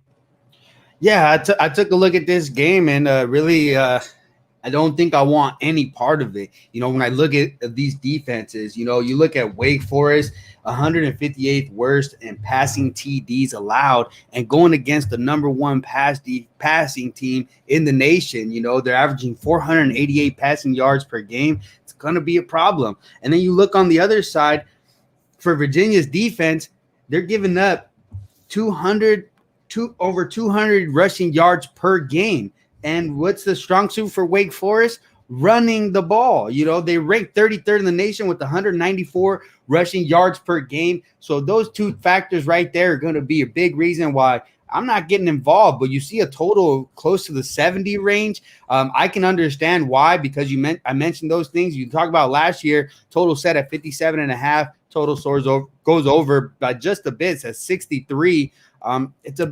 That's my concern here. The 2 teams that just can't play defense, games that I just don't get involved with. Wake Forest has looked good here to start the year. Defense has played really well, but against who? Old Dominion, Norfolk State, the problems that they've had over there with Florida State. So Virginia having the much tougher schedule here to start the year against Illinois, North Carolina. So how good is that Wake Forest defense? I don't think it's very good, and I think they're going to get passed on. See a lot of points, but 70, I can't get involved either way. Yeah, I think that was a really nice breakdown. And you even see from our chat, you got half on Virginia, half on Wake Forest. There's so many opportunities for our action today, and I don't know if I want to pull the trigger here either. I want to see what Wake Forest does on the road. It's such a good litmus test, and we watched Virginia fail it horribly. So I want to see what Wake Forest does on the road. Ryan Bottinelli says Virginia have shown better ability against better competition. JEM says, yeah, but everyone will be playing on Denver about the suicide. It's early, though, Jay. It's very early. And Denver has 2 quarterbacks. Denver could lose Bridgewater to an injury and still comfortably win that game. So, I don't care that 40% of people on their survivor pool are on Denver. Makes no concerns with me. And I won last year's survivor pool. That does not concern me at this point in the year, personally. But okay, so it looks like there's issues with the Ravens right now, COVID possibilities and stuff like that. So Okay, that's Wake Forest, Virginia Cavaliers. No move for us at this point. Now we're going to very quickly touch on this look that is going against our guy Maxwell Smart's feelings. Now Max is all over Liberty, and I get that, but he doesn't like the under that we are on. By the way, Ixnizzle is on Liberty -6 and the Fresno under 59 as well. And I'm going to copy and paste our guy for Shizzle Ixnizzle's action right now so I can go over it. Okay. So we broke this down, and I believe the market has gone against us. It has. Nolly got the under 53. I got the under 52.5, and we've seen this total go up to 54. Liberty's gone from -6 to -6.5. Let's take a look at the cash here. 8,259 tickets in. 64% of the tickets on Liberty, but just 42% of the cash. And then we have 56% of tickets on the over and 54% of the cash. It was pretty split on the total in the first place. You broke this down very well. And I just if we could do this in under a minute here. I know that Syracuse is losing football games. And, you talked about not deciding on who is a quarterback being an issue, but their ground game averaging 215.3 yards per contest. Sean Tucker is an absolute beast. Syracuse defense is allowing 16.7 points, 225.3 yards per game, and you have to keep Liberty's offense off the field. So I'm nervous that it's gone against us, and I'm nervous that Max doesn't like us on the under, doesn't think the under is the spot. But can you touch on why we are there? Yeah, definitely. You talk about two defensive-minded teams this year, very strong and physical up front. Yeah, Syracuse is going to try to rely on the run. They run the ball a lot, 39 rushing attempts per game. But are they going to have success against this Liberty defense, who's fared pretty well against the run on the year, just 58 rushing yards per game on the season? So two focal points that I look at is that, and this being a bit of a revenge for Syracuse. They have it circled. They talk about it. This is a personal one, to quote what the kids have said. And I think they come out and play physical. Defense is effort, and they're going to give a lot of effort out there. Great breakdown. If you want to hear our entire breakdown, because we break it down for, almost 10 minutes. It's on our Wednesday show, and our man, so it's just right under our playlist there on our homepage, and Jose has broken that show all into chapters, so you can just click on that chapter to hear that full breakdown. All right, next up for us is UNLV Rebels at number 22, Fresno State Bulldogs, and this brings us to the taint play of the day. Taint, baby.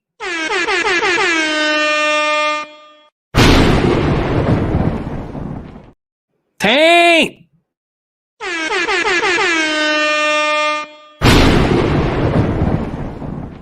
Under 59.5 is a taint play of the day. The Rebels 0-3 have not looked good. First game in the Mountain West. Going up against Fresno State Bulldogs 3-1. Also their first game in the Mountain West. Bulldog Stadium in Fresno, California. Let's start with the move here. Fresno State opening up as 31.5-point favorites. That's moved to 30. This total opened up at 58. There are 58.5. There's a 59 on the board. There is a 59.5 at Bodog, but Pinnacle's at 58. So you can imagine that this will be going down. UNLV's opened up with 3 very disappointing losses. Last week at home versus Iowa State, they lose 48-3. They were 32-point dogs, but they managed just 7 first downs and just 130 yards of offense.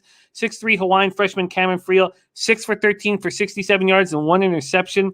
They've started a different quarterback every game this year. Justin Rogers at the opener, Brumfield the second game, and Cameron Friel last week. Brumfield is expected to be healthy and to be the starter this week.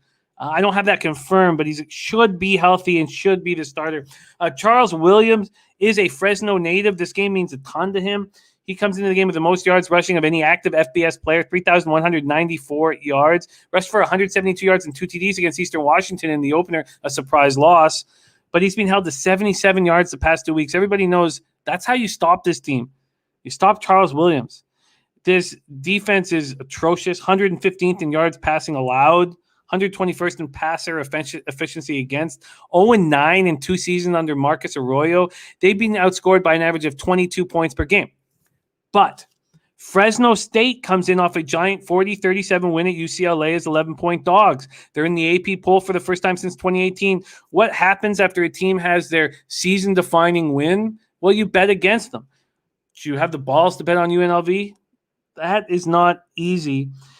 They out-yarded the Bruins 569-395, got 32 first downs compared to 17, and they barely won. Haynard's looked very good this year. Jake, 455 yards, 2 touchdowns last week, 5th in the nation with 366 yards passing per game.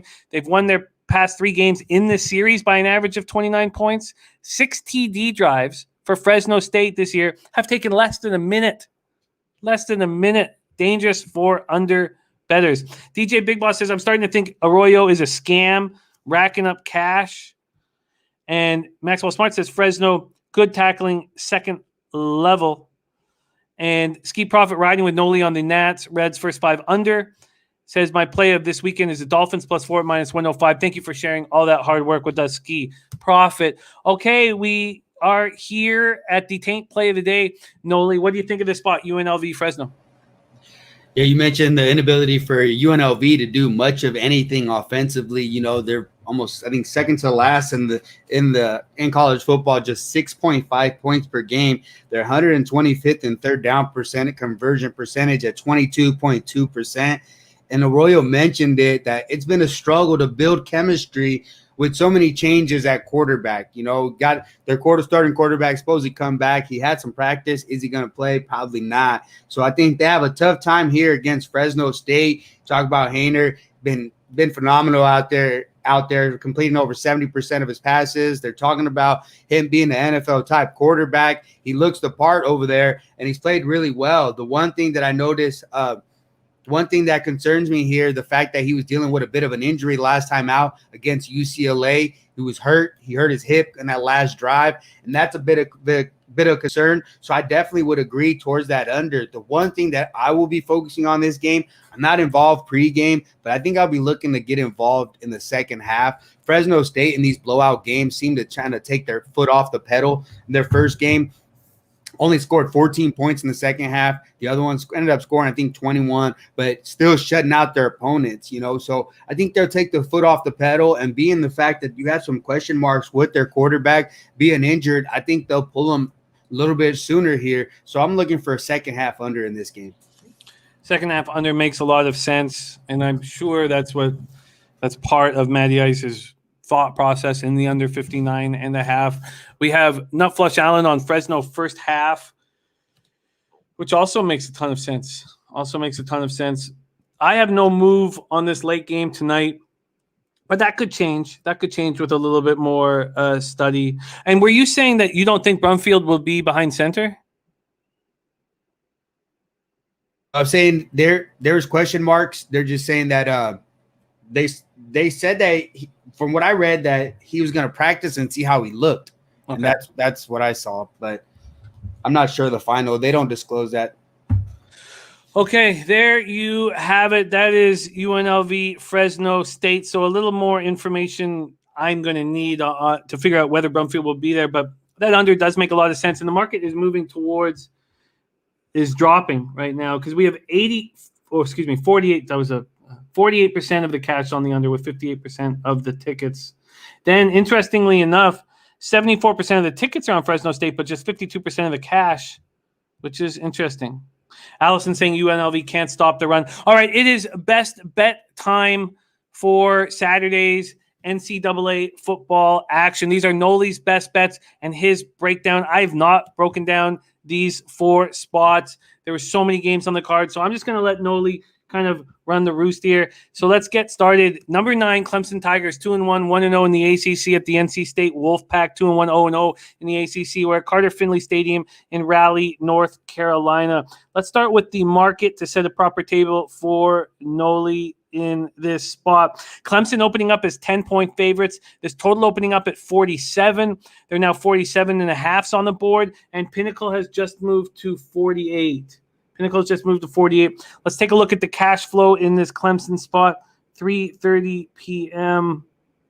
Where is it? Damn, sorry, it's not done in the over here. Just let me see if I can pull it up. and it might take me a second to find it. I apologize for that. So why don't I'll pull up the cash flow here as soon as I can find the. Oh, here we go. 4,842 tickets in. 61% of the tickets on NC State and 75% of the cash. Very interesting. Then we have a lot of uncomfort with the total. 50-50 on tickets, 46% of the cash on the under. Nolly Knows. Take it away, Clemson NC State. Yeah, very interesting game here. You talk about last year with Clemson going to North Carolina State and really putting a hurting on them 55-10.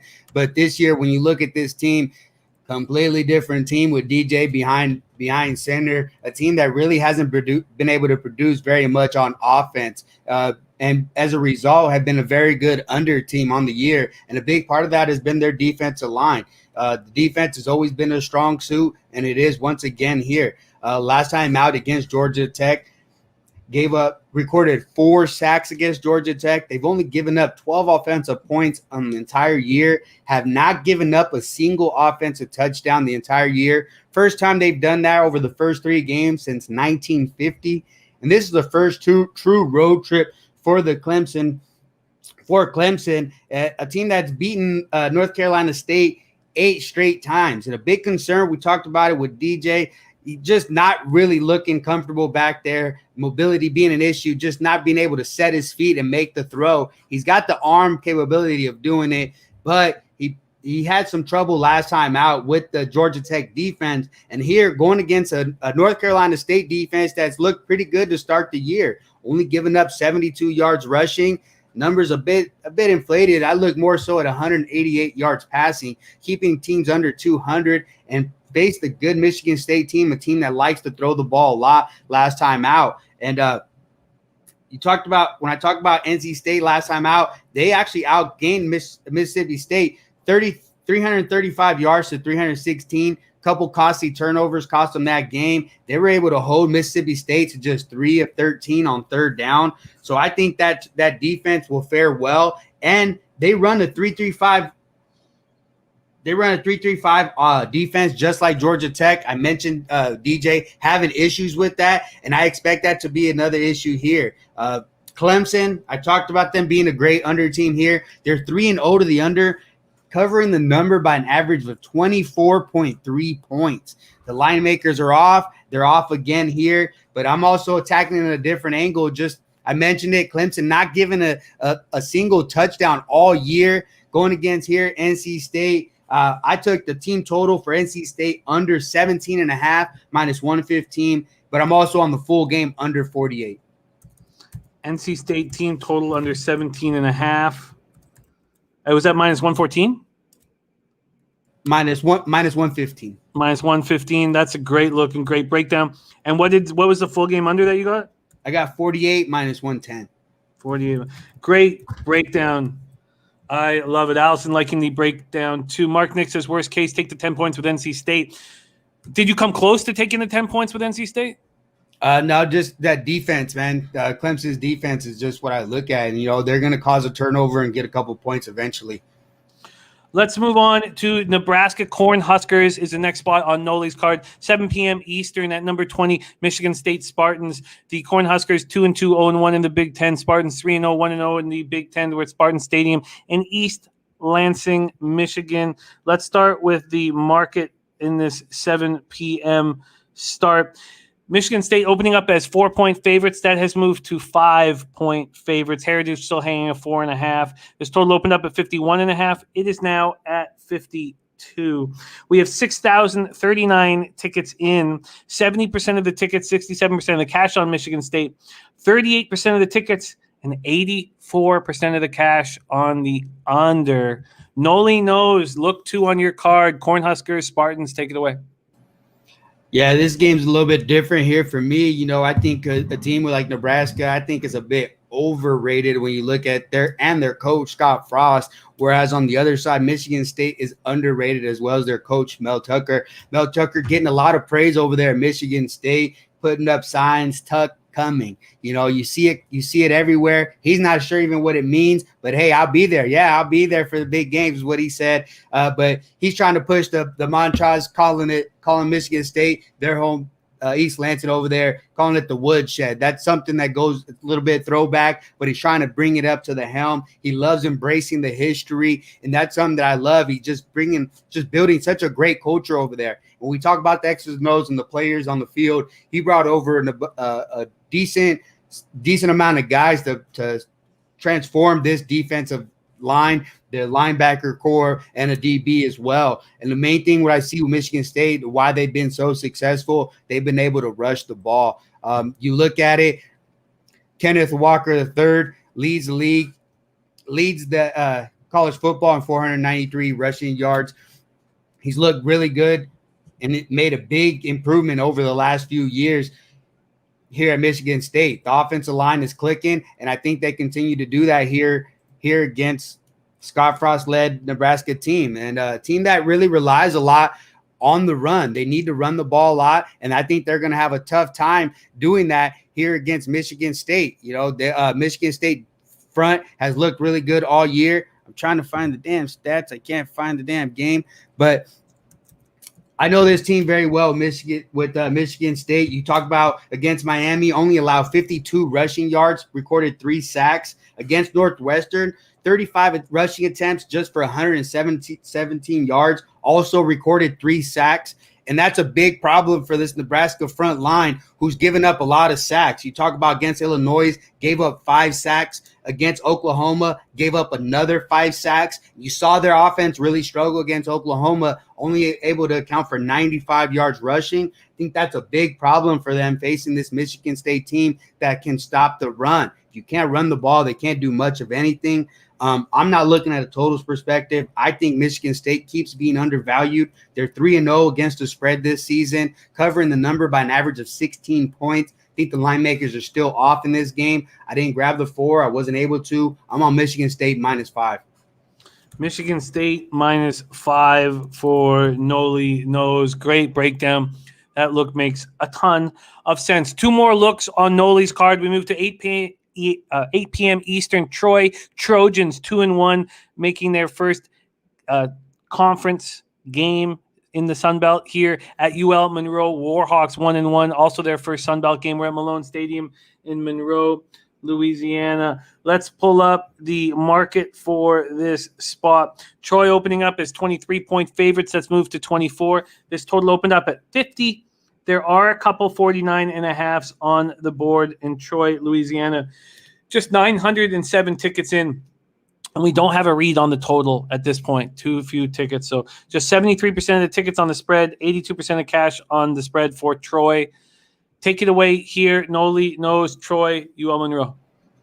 Yes, sir. This is actually a Troy team that we actually took on the last time here when I was here on Friday. We mentioned these Troy Trojans, and they cashed for us pretty easily. They're 2-1 to the under, covering the number by an average of 14.8 points per game. Here, a team that really slower pace, 103rd in the nation, 65 plays per game. And a team that likes to run the ball a lot, but really not that efficient. But the focal point also on the other side, Louisiana Monroe. Also 87th in the nation, 68 plays per game. And the really offense that hasn't been able to stay on the field. They're 102nd in the nation, 31.58 conversion rate on third down. And you look at their last game against Jackson, I mean, the FCS team they got good defense, but weren't able to score a single touchdown. Gave up 3 sacks over there, 156 yards passing, 94 yards rushing, and over 30 attempts. So really struggling to move the ball, and it's been the passing yards. They're 129th out of 130 FBS teams. Just 70 passing yards per game. The only other team that's worse is the triple threat Army team, so this is gonna be an issue here, especially their front line giving up sacks to Jackson. They're gonna give up sacks here to Troy. Troy against Liberty recorded 5 sacks against Liberty, only allowed 21 points against a very good Liberty team. Against Southern Miss recorded 9 sacks, and that's more so what I look at. This is a very similar game to last week with Southern Miss. Southern Miss went 5 of 17 on third down. Like I mentioned, they got 9 sacks against Southern Miss. So that's the same angle that I'm approaching here. I expect the game to be very similar in that sense. I'd grab the full game under 50. But I was also leaning towards a team total under for Louisiana Monroe, but I did not pull the trigger. That one's at 13.5. The juice was a little bit too high, 125. But I also lean towards that. They haven't scored more than 12 points all year. And why would they do it against this Troy defense? Unless Troy got up 45 points or something like that. And then, but yeah, that makes a ton of sense here. I'm going to write down that lean towards the team total under 13.5. That was just too juiced. Matty Ice says, yup. Mark Nick says, my guy Nolly in a zone. Says that was a hell of a breakdown, Nolly. DJ Big Boss says, fade UL Monroe often. And Hoops 590 says, now I'm on Michigan State -5. There you go. And we got another look from Razor Sharp Picks, Churchill Race 2. That's popping off in 8 minutes. Nolly Knows on the full game under 50 in Troy, UL Monroe. The last spot on Nolly's card, Colorado Buffaloes. This pops off at 10:30 p.m. Eastern, 1-2. First game in the Pac-12 at Arizona State. Sun Devils 2-1 at Sun Devil Stadium in Tempe, Arizona. 10:30. This game pops off. We have. Here we go. We have Arizona State opening up as 14-point favorites. That's right across the board. There's been no movement. This total has gone from 44 to 45. From a cash flow perspective, we have – sorry, let me pull this up. Where the hell is it? Okay, I'm going to have to – why wouldn't it be? I'm going to have to look for it here. See if it's at the very bottom. It's not. Okay, I'm going to have to look for the cash on this spot. But while I am looking, Nolly Knows, take it away. Buffaloes, Sun Devils. Yeah, a very interesting game here.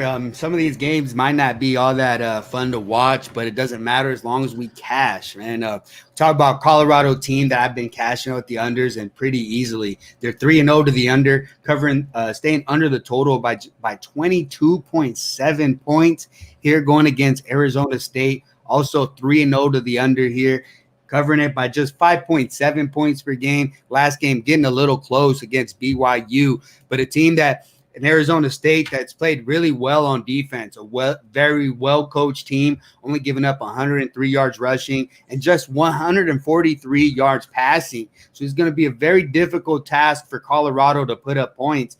I mentioned Arizona State being very well-coached. On the offensive side, they like to run the ball first. That's what they do. The passes are very short to intermediate passes. They run the ball 40 times a game. I love that. Run the ball, run the clock. Keep possession is something that I love to see. And you see, they played a similar team, another garbage team we talked about in UNLV earlier in the year. We were able to beat them 37-10.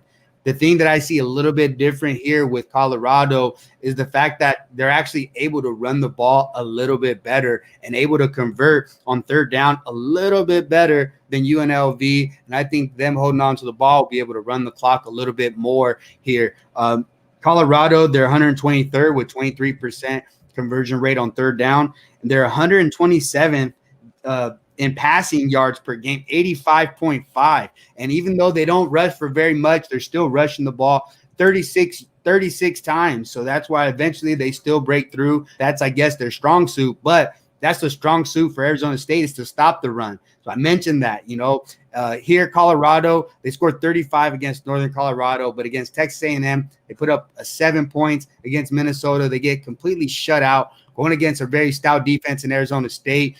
I'm on the team total under for Colorado, under 14.5, -115, but also on the full game under 46. Colorado team total under 14.5. Actually, 45, I'm sorry. And the full game under 45. Great breakdowns from our Nolly Knows. The cash is here. 1,929 tickets on this game. 67% of the tickets, 69% of the cash on Colorado, which is interesting. But 81% of the tickets and 99% of the cash on the under. And that is where Nolly will be eating. Nolly, spectacular work, man. We just love capping with you. Get him on Wednesdays and Fridays here on Betting with the Bag, and it is really our honor. Let's go over Nolly's action once more, starting from the baseball spots. He picked out 3 games. He's on the first 5 under 4.5 at -105 in Yankees Red Sox. He's on the first 5 under 4.5 at +100 in Royals Tigers, and he's on the first 5 under 5 at -115 in Nats Cincinnati Reds. in college football. He told us on Wednesday that he's on the or in the breakdowns under 56.5 at -110 in Middle Tennessee, Charlotte. He's on the under 53 in Liberty, Syracuse. Then his best bets: NC State team total under 17.5, full game under 48 in Clemson NC State. Michigan State -5, full game under 50 in UL Monroe. Oh, UL Monroe is a lean. Sorry, full game under 50 in Troy, Louisiana Monroe, and then Colorado team total under 14.5 and full game under 45 in Colorado Buffaloes, Arizona State. Mark Nick says, thanks, Nolly, you the man. Nolly, thank you for sharing your hard work and your insights with us. Please follow our man at Nolly Knows on Twitter. Great work, my man. Thank you so much for joining us. Any last words for us before we head off into the weekend? Hey, thank you, everybody, for putting up with me. Hopefully we got some angles, different looks that you maybe weren't thinking about. And good luck, everybody. There he is. Nolly Knows in the house. Great work. We have a special NCAA football breakdown, a Say Hey Play of the Day deuce. A Say Hey Play of the Day deuce in college football from none other than Jose Bouquet. Jose, jump on, my man. I'm excited to hear this college football look from you. What it is. You don't even know. You have no idea what the game this is. You could be surprised. Guess what, Jimmy? We're riding with the UTSA Roadrunners, God damn it. You heard me right. The University of Texas at San Antonio, Jimmy. They play legitimately the biggest game of their program's short and not illustrious history Saturday. I was going to say today, but today's Friday. They go on the road to the Memphis Tigers. And Jimmy, let me explain it to you like this. As you know, college realignment's happening. Everyone's moving, shaking. We're trying to get up in the world. And this is excellent for small programs like UTSA. The UTSA ass cheeks for the last couple of years. I have to be the voice in the wilderness, Jimmy. This is my claim to fame over here. I wrote an article calling for the firing of our previous head coach way before the season. So actually, I think it was the beginning of the season. Said he should be fired. They don't make a bowl. He's ass. He's awful. Everyone comes on my side. We fired him. Jeff Traylor comes in. Revitalizes the program. Last year, we have a decent year. We're back. This year, our quarterback's healthy, Frank Harris. 3-0 start to the year. Shut out Lamar. First shutout in school history against Lamar.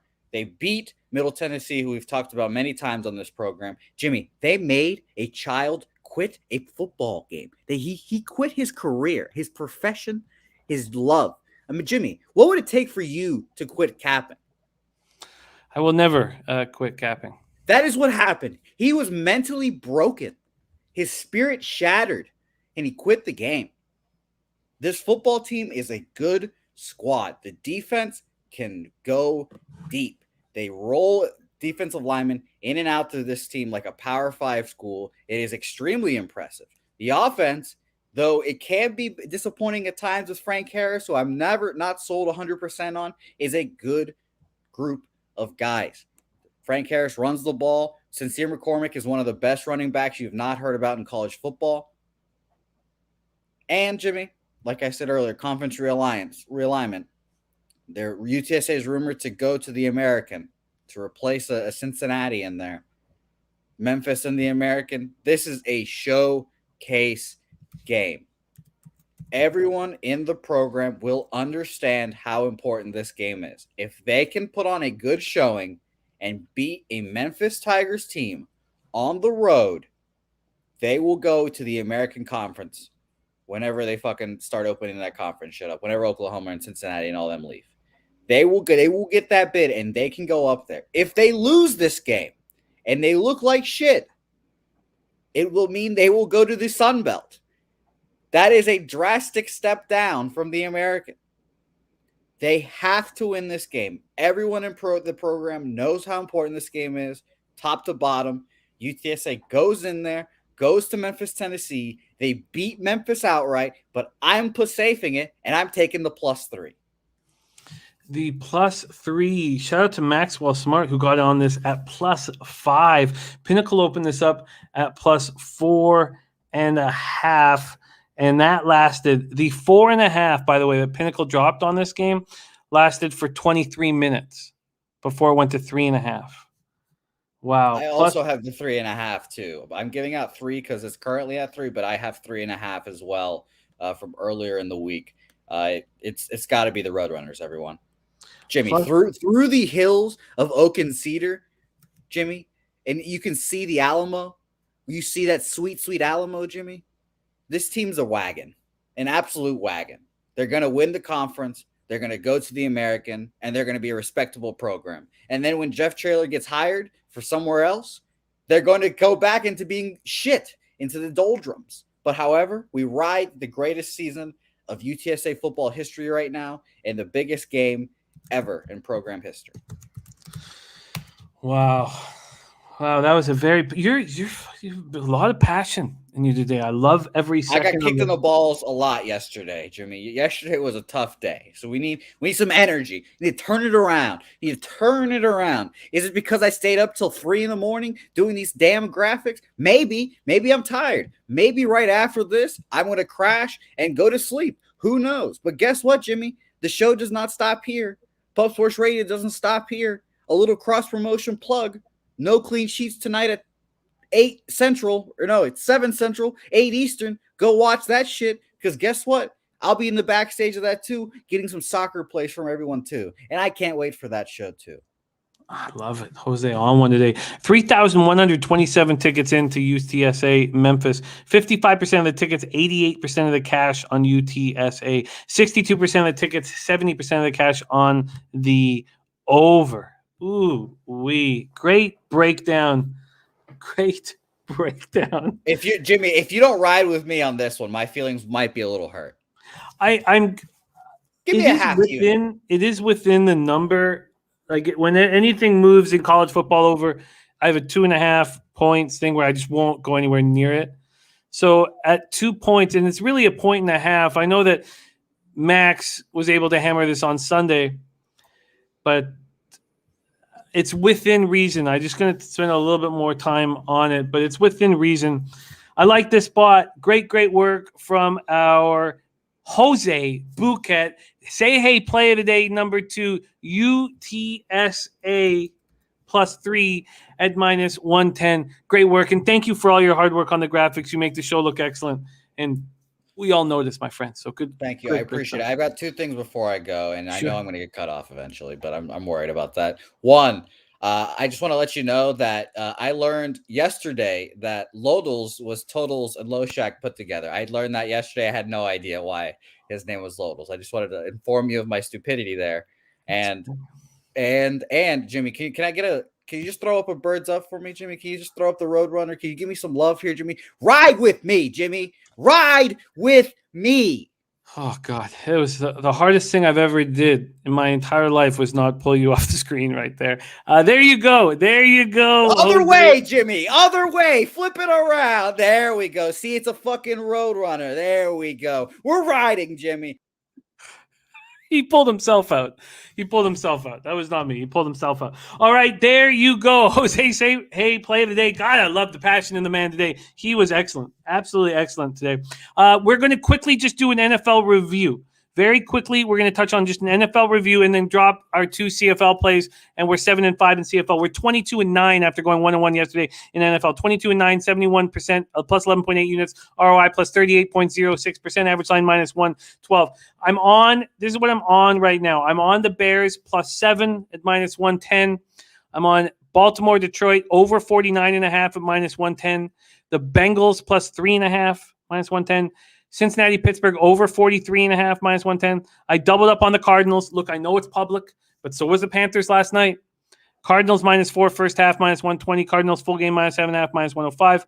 I'm on the Jets, Denver under 41 at minus 110 and Philadelphia, Dallas under 52 at minus 110. I am going to bet the 49ers -3 in the next hour or so. I am going to bet the Lions plus 8.5 if it's available to me after this show because I know that there's some issues that it could possibly be pulled. And I will be on the Rams And I will wait. I will wait and wait and wait till just before kickoff when all the money comes in on the Buccaneers, and then I will take the Rams money line. I wanted to wait for the Chiefs Chargers total to rise up even higher than 55.5. That was a mistake. It's now 54.5, but that's okay. We wait because we know the public's going to come in on Sunday and hammer that over. And I'm going to take the under. I also want the Chargers. I'm interested to see what I can get if I just stay disciplined and wait. There's a very, very quick NFL review. We have every game broken down on our Pub Sports Radio YouTube page. Every game cut up to with graphics. And another shout out to Jose for all the hard work, and Preston Ekdahl as well for all the hard work that is required for that. So there you have a quick review of NFL. Kenny Can says Detroit pulled at his book. And shit. 7.5. Fuck. God, I should have just bet it during the show. Fuck, man. That's deflating. Okay. We got to put a bow on this show quickly. Let's move into CFL. God, that makes me so fucking angry. Just seething. Seething fucking anger is what that is. I should have just fucking.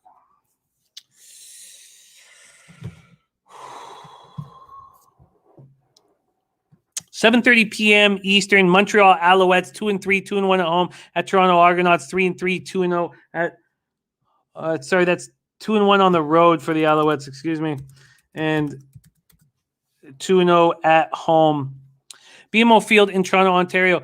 So I have moved on the Argos minus 2.5, and when we go over the injuries, they're key. So, and the injuries to Henoch Muamba and Cam Judge, two linebackers, were enough for Slatsy to back the Alouettes plus 2.5. It's not enough for me. I love what the Argos are doing at home. We know how good Hamilton is. And Hamilton came into Toronto and lost. And it was a comfortable loss until a very late interception and late points, tighten the gap. But the Argos are playing very good at home, and I expect them to continue. Nick Arbuckle, who won the starting job over McLeod Bethel Thompson, has a hamstring injury. He's not there, and that doesn't bother me. Terry Walker says, when are you going to have Whale on the show? I'd like to have him soon. I love Will Capper. He's a great guy, great capper. Slat says, Owls lead the league in rushing yards, 149 per game. Argos missing two top linebackers, head coach Kari Jones back. Get backup quarterback for Argos, Owls plus 2, minus 110, and money line. I do not consider this is a regular starting quarterback back and backup quarterback situation. And I like when 33-year-old McLeod Bethel Thompson knows that this might be his last opportunity to be a starting quarterback. I do not trust this Alouettes team. The Argos signed Chris Jones as a defensive consultant in the past week. 4 Grey Cup titles and a Coach of the Year from 2018. The Argos defense is 3rd in yards allowed and has allowed the 2nd fewest rush yards. Do I wish that Henoch Muamba and Cam Judge were in the lineup? Yes. Do I think it's going to change that much in this defense? I really don't. Ryan Dinwiddie knows the importance of this game. So much is on the line here. Alouettes are 1st in yards per game at rush overall in offense, 385.6. What's that done for them? They're 2-3. They're coming off a disappointing 27-18 loss at home. And look, I get that Kari Jones wasn't there because of COVID protocol. And look, he's the next quarterback, and he's going to help Vernon Adams. And Vernon Adams had his worst game without Kari Jones on the sidelines. Slatsy says Chris Jones wants that head coach job. Yes, he does. And he'll probably get one. But I don't know if he'll get Dinwiddie's job, especially if the Argos win tonight. I like the Argos here. And Slatsy, I completely understand your breakdown and respect it. But I think McLeod Bethel Thompson is excellent. Andrew G says, got to bet the Owls. Believe in Adams. Did you watch Adams last out? Do you think that because his head coach wasn't on the sidelines is the only reason for him looking so bad? Put up 18 points, miss incomplete 20 incompletions. The Argos defense. So when Nick Caserio took over the job as the Texans general manager, the deal was he signed everyone to 1 and 2 year contracts on defense so that there'd be enormous competition. And what they have 10, what was it? 10 turnovers. They got 10 turnovers in 3 exhibitions. In the preseason, they were all over the field. They were maniacs. And here you have Chris Jones coming in on the sideline, only looking at the defense of the Toronto Argos. Chris Jones is a mean dude. He's going to be staring lasers through these guys, and this defense is going to be incredible tonight, right outside my window at BMO Field. Okay. So next up for me, and Slatsy, I love it. Toronto, Montreal, baby. Let's go. Next up, Terry Walker. It's all every single game is broken down. Every single game broken down deep right now on our YouTube page. Beat the Line is our show. It's every Tuesday night. We broke down each and every game. So hop over there right now, Terry. It's all there. And I'm 21-9. Or is that 22-9? I was 21-8, so I'm 22-9. Okay, then I'm on the BC Lions as a road. Well, let's just make sure that it's still 2.5 in that first game. Let me just quickly move over to CFL. If it's 2, I'll be nervous. It is 2, but not at Pinnacle. Pinnacle is still 2.5. That does make me nervous. I'm on the BC Lions. I got +1 and -110. I could have got the money line at -105. I thought, you know what, if this is going to be a close game for 5 cents, I'll just take the +1. The Rough Riders are a dominant team at Mosaic Stadium. A dominant team. It's a very tough place to play. You have 2 stadiums in this league that are by far the toughest places to stay to play. And you can add the Saddle Dome in there if you want and make it 3. But it's Winnipeg and Saskatchewan. You take Saskatchewan out of Mosaic Stadium, and they don't look that good. We have a quarterback in BC whose mom, Rhonda, watched every single game he ever played in his entire life. She died in the offseason of bone marrow cancer. Mike Riley changed his, now everybody calls him Michael because that's what Rhonda wanted him to be called. So now he's Michael Riley, 36-year-old Michael Riley, and he's a different quarterback. He's never been more focused, and he's never been better. 928 yards in his last 3 games with 7 touchdowns. Against Montreal, he throws for 308 yards and 2 touchdowns. They are a different team right now, and I want to see Saskatchewan. Well, everybody's got this vividness bias of what Saskatchewan does in Mosaic Stadium. Let's take them out of Mosaic Stadium and see what they do. Riders aren't going to have offensive lineman Andrew Lauderdale. Defensive back Ed Gainey is questionable for this game. I want to see Saskatchewan win on the road against my Lions before I give them a fucking ounce of respect. This BC Lions team is for real. Lucky Whitehead is a monster. He's already got this thing going with Michael Riley that's very, very, very special. We aren't going to have Chris Rainey, our very good return man. We've also lost our defensive lineman J.R. Tavai and Isaiah Grizzlick-Messam, who is very helpful. Lamar Durant and Byron Burnham are questionable. But let's see what the Rough Riders do in hostile environments. All right, I'm on BC Lions and Toronto Argos tonight. That is our show, and it was a long one. Thank you guys so much for rolling with us. Quick review of action here. Before the day started, I took the Mariners -1. I don't like the line I got. Others could have got the money line at a better price. Slatsy got the money line at a better price. I was -130, which is well within a price that I will bet, but I was angry, so I took him on the -1 line at +102. we'll see if I have to deal with these consequences. Slatsy, we love you. Thank you. Saying this show had everything. Great breakdowns, great laughs. Nolly bringing the thunder to the under and Jose not smiling. I love that. Kevin Riley says, can't wait until the NFL show at 11 Eastern. Schnizzle, I appreciate you, my man. And Lance LaRose looking at the over in Saskatchewan, British Columbia Lions. So for me, I am adding the Indians first 5. I'll do that as soon as this show's over.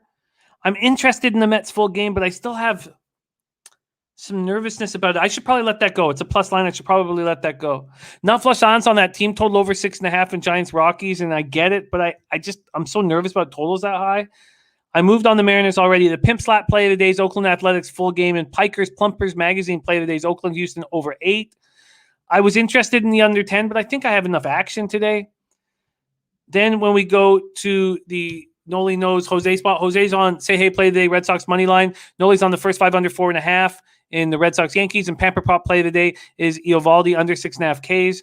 Nolly's on the first 5 under 4.5 in Royals Tigers. He's on the first 5 under 5 at -115 in Nats Reds. He's on the under 56.5 in Middle Tennessee Charlotte. I jumped in on that at under 56. And he's on the under 53 in Liberty Syracuse. That market's gone against us. I'm on the under 52.5. Our guy, Ick Schnizzle, is on no run first inning in the Tribe game, no run first inning in the Tigers game, no run first inning in the Red Sox game, Red Sox first 5 plus a half, Red Sox full game, Nats first 5 plus a half, UNLV, Fresno under 59, and Liberty -6. Detained play of the day is the under 59.5 in UNLV, Fresno State. Whew. It's been a long fucking week, dude. NC State team total under 17.5 and full game under 48 for Nolly Knows. I'm going to tail a bunch of these Saturday looks. I just want to study them a little more. Michigan State -5. The full game under 50 in Troy, UL Monroe. And Colorado team total under 14.5 and the full game under 45 in Colorado, Arizona State. Jose's second Say Hey play of the day is UTSA +3. I'm on the Argos -2.5 going heads up with my man Slatsy. And I'm on the BC Lions to see what the Rough Riders do outside of Mosaic Stadium. And Johnny K just got a Chargers +7. I'd be interested in this +7. I'm going to wait. I'm going to wait and be patient. Check out our NFL show. Check out all our college football shows. We've got shows all over the place here on Pub Sports Radio, and we're very proud of them. We have our soccer show tonight at 8 p.m., and tomorrow morning, our big college football show. And Sunday morning, our big NFL show. And Saturday night, our big UFC show. We're all over it. On behalf of Jose, myself, and everybody at Pub Sports Radio, thank you so much for your support. We have nothing without you guys. Nuplashan says, Jimmy said she's getting rid of a purse. They're in great shape. Okay. Puzzler, Nuplash Allen, Mike M, Michael Ervelina, Ixnizzle, Slatsy, Brian, Lance LaRose, Mark Schillingberg, Real Deal Prime, Kev Riley, all you guys, thank you so much for all the care that you have. Jennifer likes the Alouettes and the Lions. I am so thankful that I have the opportunity to cap with you guys for 2 hours and 32 minutes straight. It means the world to me, and I work my ass off because you guys inspire me. Let's have a giant weekend. Let's get that gas, baby. We're so hot. It feels so good. Got to keep this shit going. Most importantly, let's milk these fucking bookies, man. Leche. Hey, Los Bookmakers! What up, cappers, gamblers, punters, hustlers, low baggers? Happy Wednesday, September 22nd, Thursday, September 23rd. And we're having a lot of fun again. Jimmy the Bag, just before we get into it, I think it's going to be a good show today. Look at this. I'm wearing a tie and Army fatigues. Look at this.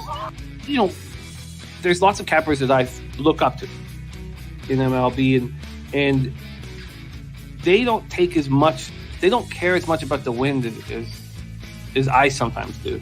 Let's take a look at the baseball data and then go into where the cash lies. Well, you know, yeah, I'll tell you two things. First of all, Colorado State obviously was a big underdog because they are fundamentally ass.